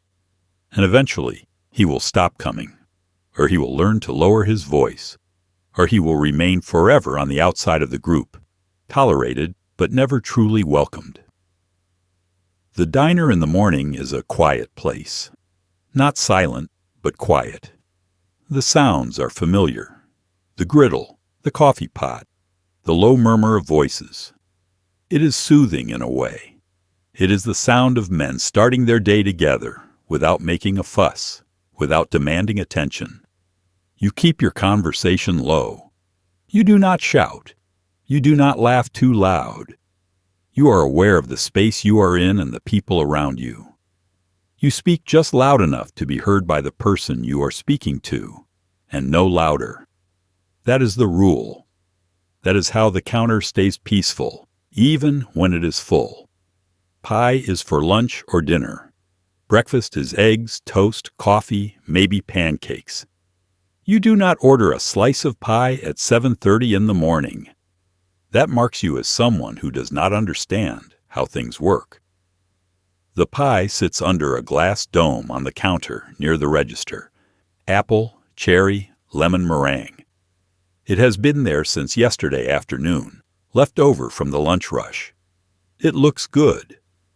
The crust is golden, the filling is thick, and you can see it from your stool. But you do not order it, not at breakfast. Pie is not a breakfast food. It never has been. Breakfast is eggs, bacon, toast, hash browns, maybe pancakes or oatmeal if you are feeling different. But not pie. Pie is sweet. Pie is indulgent. Pie is for after a meal, later in the day when you have earned it. Not first thing in the morning. If you order pie at breakfast, Helen will bring it to you. She will not refuse. But she will give you a look. A small one, barely noticeable, but you will see it. And the men at the counter will notice. They will not say anything, but they will know. You have just marked yourself as someone who does not understand the rhythms of the diner. Breakfast has rules. It has structure. It is a savory meal, designed to fuel you for the day ahead. Eggs for protein, toast for carbohydrates, coffee for alertness. That is the formula. That is what works. Pie does not fit into that formula. Pie is what you eat at 2 in the afternoon when you need something sweet to get through the rest of your shift. The regulars would never order pie at breakfast. They know better. They have been coming here long enough to understand that there is a time for everything. Pie has its time. Breakfast is not it. There is also a practical element. The diner is busy in the morning. The griddle is going nonstop. Helen is refilling coffee, taking orders, delivering food. There is a rhythm to it, a flow. Eggs, bacon, toast. Eggs, sausage, pancakes. Over and over. When you order pie, you break the rhythm. The cook has to stop what he is doing, pull the pie out, cut a slice, plate it. It is not a big disruption, but it is a disruption. And in the morning rush, every second counts. Pie is also a lunch item. It goes with coffee after a sandwich or after a bowl of soup. It is the finishing touch on a midday meal. Eating it at breakfast feels wrong. It feels out of order, like wearing a tie with pajamas. Technically possible, but deeply strange. If you want something sweet at breakfast, you order pancakes. That is the acceptable option. Pancakes with syrup. That is as sweet as breakfast gets. And even then, some men stick to eggs. Pancakes are for weekends or for days when you have extra time, but never pie. The man who orders pie at breakfast is the same man who does not understand the other rules. He sits in someone else's spot. He asks for substitutions. He talks too loud. He is out of sync with the place, and everyone can tell. The pie is just one more sign. And if you are with someone, if you bring a friend or a colleague to the diner for breakfast, and he orders pie, you feel embarrassed. You do not say anything to him, but you feel it. You know the regulars are watching. You know they are making a judgment. And part of that judgment extends to you because you brought him here. Pie is for lunch.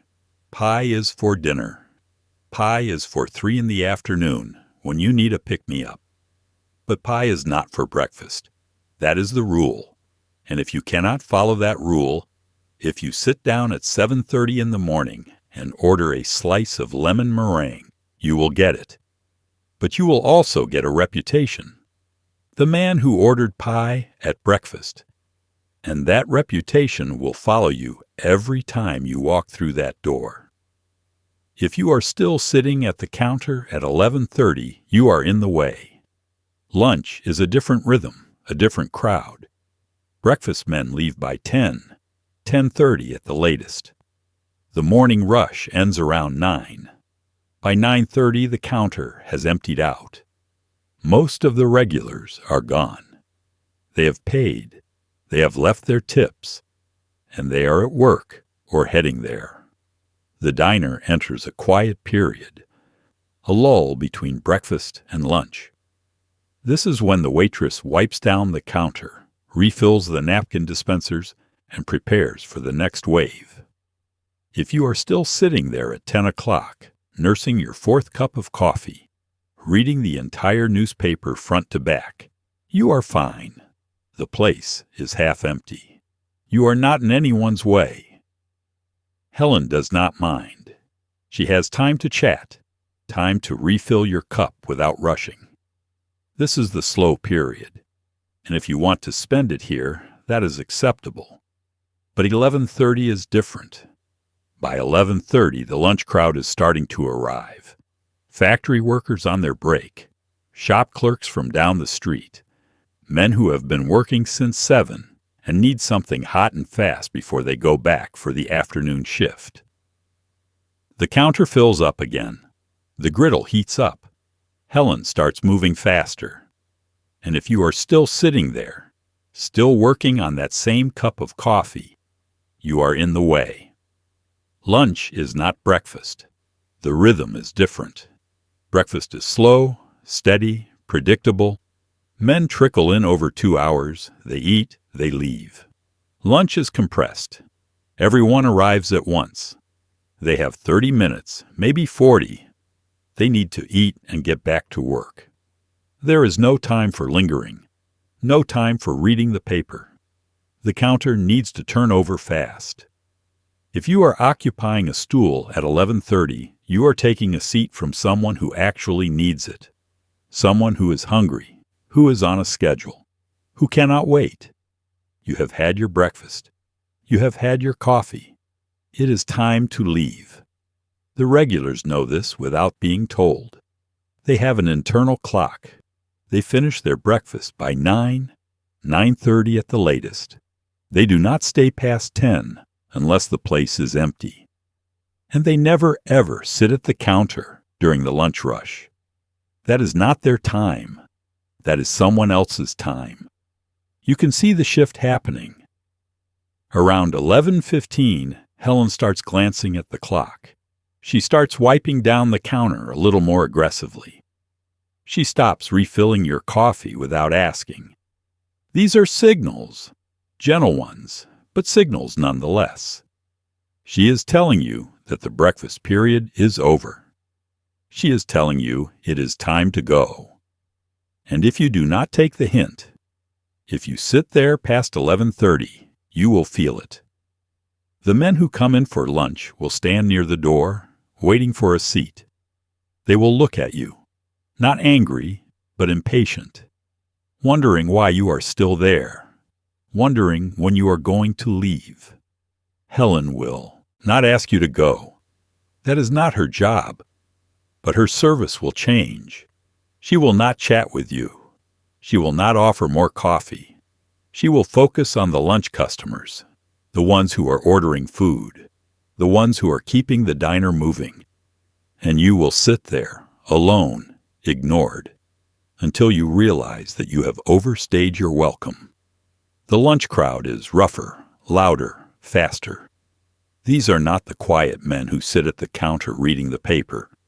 These are men in work clothes covered in grease or sawdust, ordering burgers and fries and talking over each other. The atmosphere changes completely. And if you are still sitting there with your empty coffee cup and your folded newspaper, you do not fit. You are a breakfast man in a lunch crowd. You are out of place. Breakfast men leave before lunch starts. That is the unwritten rule. You have your time. You use it. And then you make room for the next group. You do not bleed into their time. You do not take up space that belongs to them. You finish your coffee, you leave your tip, and you walk out by 10:30, knowing that tomorrow morning you will be back, and the counter will be yours again. If your eggs are a little runny, or your toast is a little burnt, you eat them anyway. You do not send your plate back. You do not make a scene. The food is cheap, hot, and fast. That is the deal. Your eggs arrive. You look down at them, and they are not quite right. You ordered them over easy, and the yolks are a little more cooked than you would prefer. Or you ordered scrambled, and they are slightly runny. Your toast is dark around the edges. The hash browns are not as crispy as you like them. But you do not say anything. You pick up your fork and you eat. This is diner food. It is not gourmet. It is not farm to table. It is not carefully plated with a garnish and a drizzle of something you cannot pronounce. It is eggs, cooked on a flat griddle, by a man who has made 10,000 eggs before yours, and will make 10,000 more after. It is fast, it is cheap, and it is hot. That is all it promises to be. Criticizing the food is an insult. It is an insult to the cook, who is working as fast as he can to keep up with the orders. It is an insult to Helen, who brought your plate to you with a smile. It is an insult to the diner itself, which has been serving this same food in this same way for 20 years. You knew what you were getting when you walked in. You do not get to complain now. The regulars never send food back. Ever. They eat what they are given. If the bacon is too crispy, they eat it. If the eggs are too soft, they eat them. If the coffee is bitter, they drink it. Because they understand the deal. They are paying 65 cents for a full breakfast. They are not paying for perfection. They are paying for fuel. And honestly, most of the time, the food is fine. It is exactly what you expect. But even when it is not, even when something is slightly off, you do not make an issue of it. You eat it, you leave your tip, and if it bothers you that much, you order something different next time. Sending food back is something tourists do. People passing through. People who do not understand what kind of place this is. They sit down, they order eggs, and when the eggs are not cooked to their exact specifications, they flag down the waitress and ask her to take them back. Helen does it. She has to. But her face tightens. She takes the plate to the kitchen, and the cook looks at it, and he makes the eggs again. And this time, he does not care if they are perfect. This time, he is annoyed. And when the new plate comes out, the eggs might be better, or they might be worse. But either way, the man who sent them back has marked himself. He is not a regular. He will never be a regular, because regulars do not send food back. There is also a practicality to it. The kitchen is small. The cook is managing 8 orders at once. He is flipping eggs, frying bacon, toasting bread, making hash browns, all on the same griddle, all at the same time.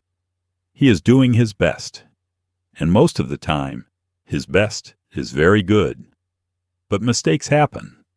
Eggs cook a little too long. Toast gets a little too dark. That is the nature of cooking at this pace. If you make a fuss every time something is slightly imperfect, you slow down the entire operation. The cook has to stop what he is doing. He has to remake your eggs. The other orders get delayed. The men waiting for their food have to wait longer. All because you could not accept eggs that were cooked 90% of the way you wanted instead of 100%. The men at the counter eat their food without complaint. They do not comment on it unless it is to say something positive. The eggs are good today. The bacon is perfect. Small compliments that acknowledge the work being done. But never criticism, never complaints. And if something is genuinely wrong, if the eggs are cold, or the bacon is raw, or there is something inedible on your plate, you eat around it. You do not make a scene. You quietly mention it to Helen the next time you come in. You say, "Yesterday my eggs were a little cold," not accusatory, not demanding, just informative. And she will make sure it does not happen again. But minor imperfections? You eat them. You do not criticize. You do not send the plate back. You accept that this is diner food made fast and cheap, and it is exactly what you signed up for when you walked through that door. If you are meeting someone at the diner, you keep your voices down. You do not air your problems in public. You do not argue. You handle your business quietly, and then you leave. 2 men sit down at the counter, side by side. They are here to talk. You can tell by the way they lean toward each other, by the way they order coffee but no food. This is a meeting. Something needs to be discussed. A problem needs to be solved. But whatever it is, they keep it between themselves. They speak in low voices. You cannot hear what they are saying, even though you are sitting 2 stools away. They are careful. They do not let their voices rise. They do not gesture wildly.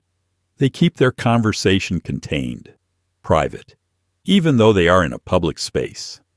This is how it is done. If you need to meet someone, if you need to discuss something that matters, the diner is an acceptable place to do it.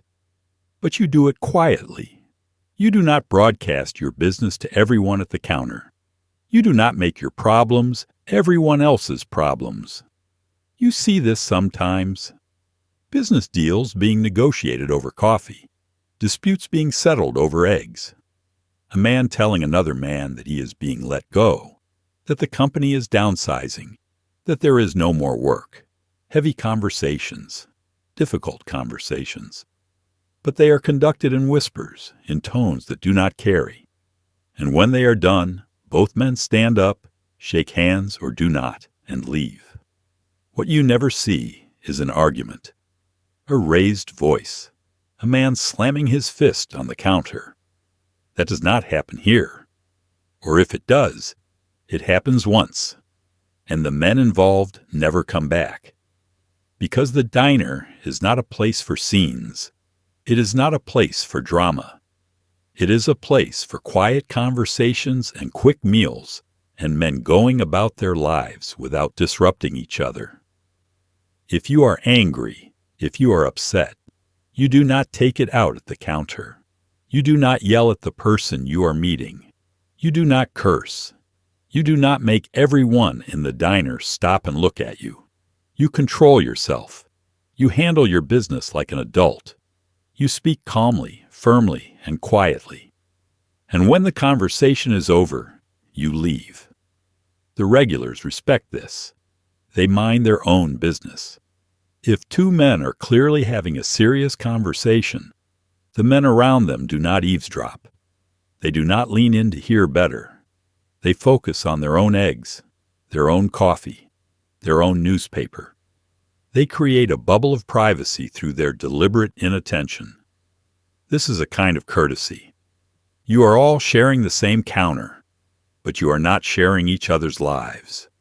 You can sit 6 inches away from someone and still give them privacy by choosing not to listen, by choosing not to look, by choosing to let them have their conversation without interference.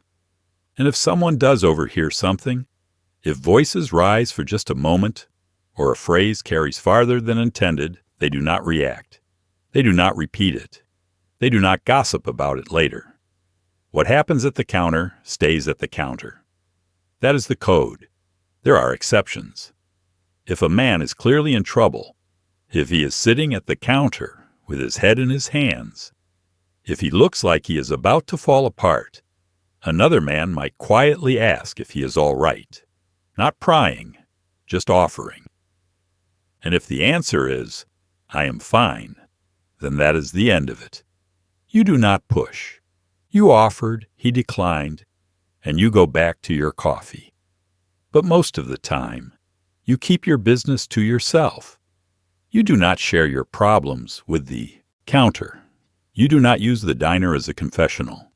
You come in, you eat. You maybe have a quiet conversation with someone if you need to, and then you leave. Your life is your life. The other men at the counter do not need to know about it. This creates a kind of peace. The diner is a neutral space. It is not your home, where emotions run high.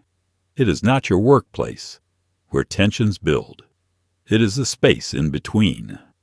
A place where you can sit and eat and exist without having to perform, without having to explain yourself, without having to share more than you want to. You keep your business to yourself. You speak quietly. You do not argue. You do not air your grievances. And when your conversation is done, you leave your tip and you walk out, and the diner returns to its rhythm, undisturbed. If you are bringing a woman, you take a booth. The counter is for men alone or men in groups. A couple at the counter looks wrong. It always has. You are taking a woman to breakfast. Maybe it is a first date. Maybe it is your wife and you are doing something nice before you both head to work. Either way, you do not sit at the counter. You take a booth. The counter is not romantic. It is not private. It is not designed for conversation between two people who are trying to connect. You sit side by side, facing the griddle, surrounded by men eating eggs and reading newspapers. There is no intimacy. There is no space for the kind of conversation you have on a date. A booth is different. A booth has a table between you. You sit facing each other. You can talk without the man next to you hearing every word. You can see her face, not just her profile. You can have a meal together, not just two people eating in the same location. This is not a hard rule written anywhere, but every man knows it. The counter is for solo eating. The booth is for couples. You do not mix them up. If you walk into the diner with a woman and try to sit at the counter, Helen will steer you to a booth. She will not say it directly, but she will gesture toward the booths and say, "Anywhere you like." And if you insist on the counter, if you ignore the hint and sit down anyway, you will feel it. The regulars will glance over. The cook might look up from the griddle. It is not forbidden exactly, but it is strange. It is off. The counter is a masculine space, not in the sense that women are not allowed. Women sit at the counter sometimes, alone or with another woman, but the energy of the counter is different. It is efficient, solitary, functional. Men sit at the counter to eat, not to linger, not to talk, not to look into someone's eyes over coffee and eggs. A booth changes the dynamic. It softens the space. It makes the meal into an event, a moment, something more than just fuel. And that is what you want when you are with a woman. You want her to feel special. You want the meal to feel intentional. You do not want her sitting on a stool, hemmed in by strangers, eating eggs while men on either side of her read the sports section. There is also a protective element. A booth offers privacy. It shields her from the rest of the diner. She does not have to worry about the man next to her glancing over, about feeling exposed, about navigating the social dynamics of the counter. She can just sit, eat, and talk to you. The regulars understand this instinctively. When they see a couple at a booth, they do not think twice. That is what booths are for. But if they see a couple at the counter, they notice. They wonder. They assume the man does not know any better. Or worse, that he is cheap, that he did not want to give up his regular stool even for one morning, that he values his routine more than he values making her comfortable. And if you are a regular, if the other men at the counter know you, and you show up one morning with a woman and try to sit at the counter, you will lose respect. Not a lot, not enough that anyone will say anything, but a little, because it shows a lack of awareness, a lack of consideration. It shows that you do not understand the difference between eating alone and eating with someone. Dates happen in booths. Anniversaries happen in booths. A man taking his wife out for breakfast before work sits in a booth. A man eating alone sits at the counter. That is the division. That is how it works. And if every booth is full, if the diner is packed, and there is no other option, you wait. You do not compromise and sit at the counter.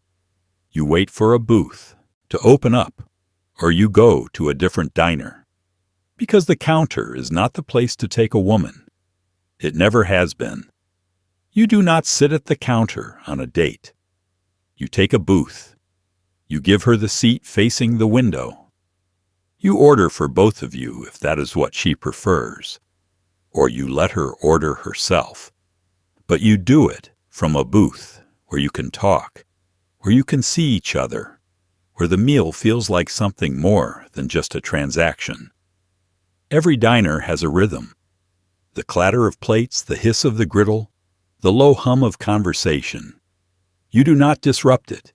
You move with it. You become part of it.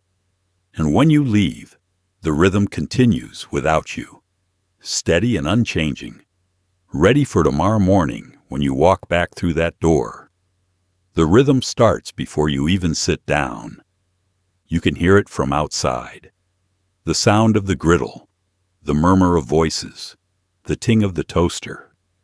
It is a kind of music, not planned, but consistent. The same sounds every morning, the same order, the same flow. You open the door and you step into it. You do not announce yourself. You do not make an entrance. You slip into the rhythm the way you slip onto a stool, quietly, without disruption. The door closes behind you, and the rhythm does not skip a beat. Helen is already moving. She pours coffee for the man at the far end. She takes an order from the man 2 stools down. She calls back to the cook. Her movements are efficient, practiced, automatic. She has done this 10,000 times. She will do it 10,000 more. You do not interrupt her flow. You wait. She will get to you when she gets to you. The cook works the griddle with the same precision. Eggs crack. Bacon sizzles. Toast pops.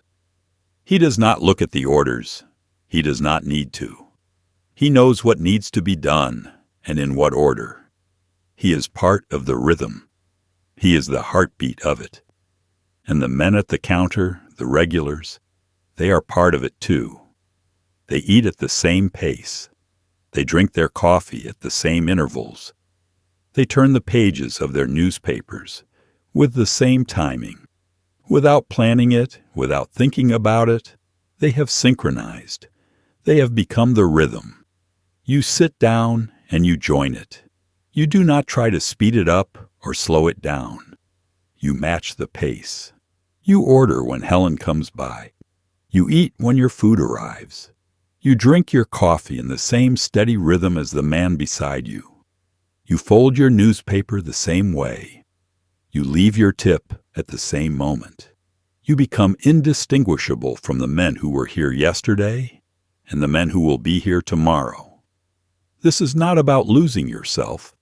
This is about fitting in, about understanding that the diner is bigger than you. It existed before you walked in. It will exist after you leave. Your job is not to change it. Your job is to participate in it. Disrupting the rhythm is easy. Talk too loud. Order something complicated. Send your food back. Linger too long. Any of these things will throw off the flow. And when the flow is disrupted, everyone feels it. The cook glances up. Helen pauses mid-pour. The regulars shift on their stools. The disruption spreads like a ripple, and it takes time for the rhythm to settle back into place. The best regulars are invisible, not in the sense that they are not noticed, but in the sense that their presence does not change anything. They walk in, they sit down, they eat, they leave. The rhythm continues unbroken. They are part of it, woven into it, but they do not demand attention. They do not insist on being seen.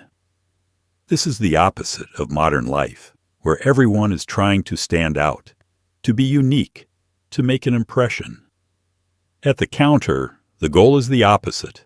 The goal is to blend in, to be one of many, to sit beside other men and eat the same eggs and drink the same coffee and read the same news, and to find comfort in that sameness. The rhythm is soothing. It is predictable. You know what will happen when you walk through that door. You know Helen will pour your coffee. You know the cook will make your eggs. You know the man to your right will nod, and the man to your left will ignore you, and both of those things are fine. You know you will eat and pay and leave, and tomorrow it will happen again. And when you stand up to go, when you leave your money on the counter and button your coat, the rhythm does not stop. Helen picks up your plate. Another man sits down in your spot. The cook cracks more eggs. The griddle hisses. The coffee pot refills. The rhythm continues. You respect the rhythm of the place. You do not fight it. You do not try to change it. You let it carry you. You move with it, eat with it, breathe with it.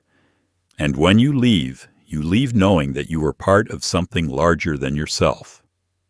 Something that has been happening every morning for 20 years.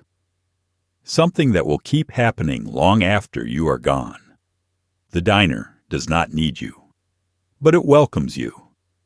And as long as you respect the rhythm, as long as you understand the unspoken rules, you will always have a place at that counter.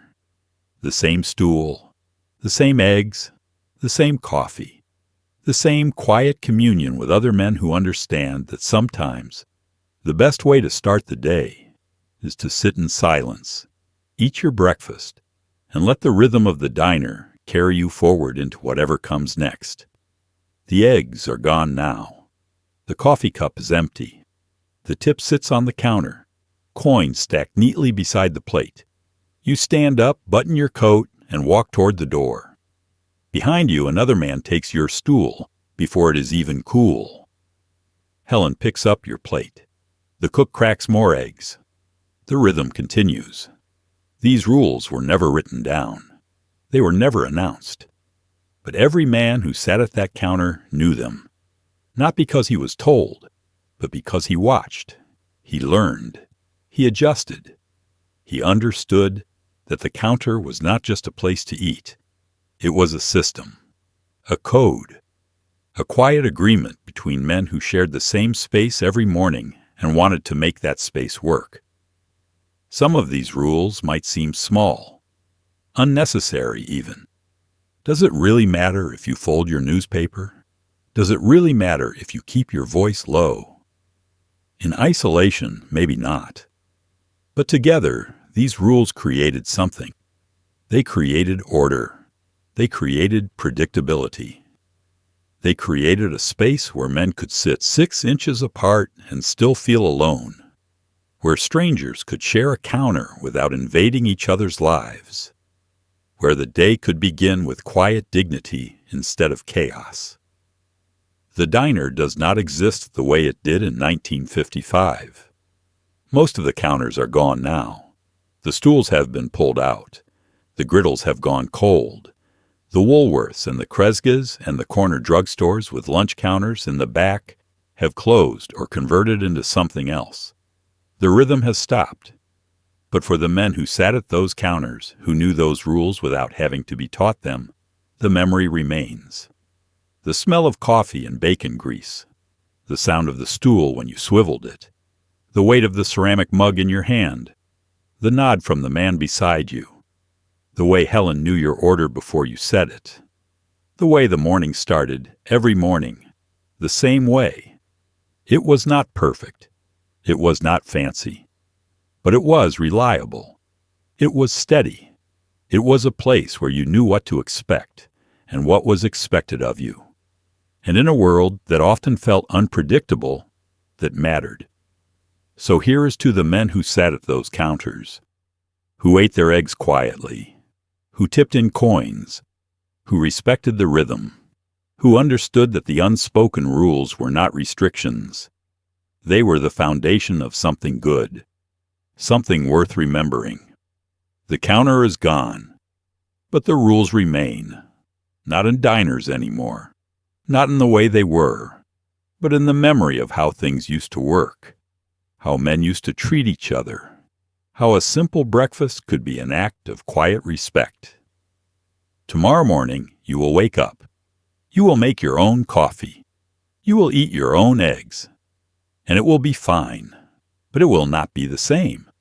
Because the counter is not just about the food. It never was. It was about the ritual, the rhythm, the unspoken understanding that you were part of something larger than yourself. And that, more than anything, is what we have lost. Thank you for watching. If you enjoyed this, I would be grateful if you would like and subscribe. Let me know in the comments where you are watching from. And if you want more stories like this, you can find us on Spotify. The link is in the description. Until next time, take care of yourselves. And remember, the best rules are the ones nobody has to say out loud.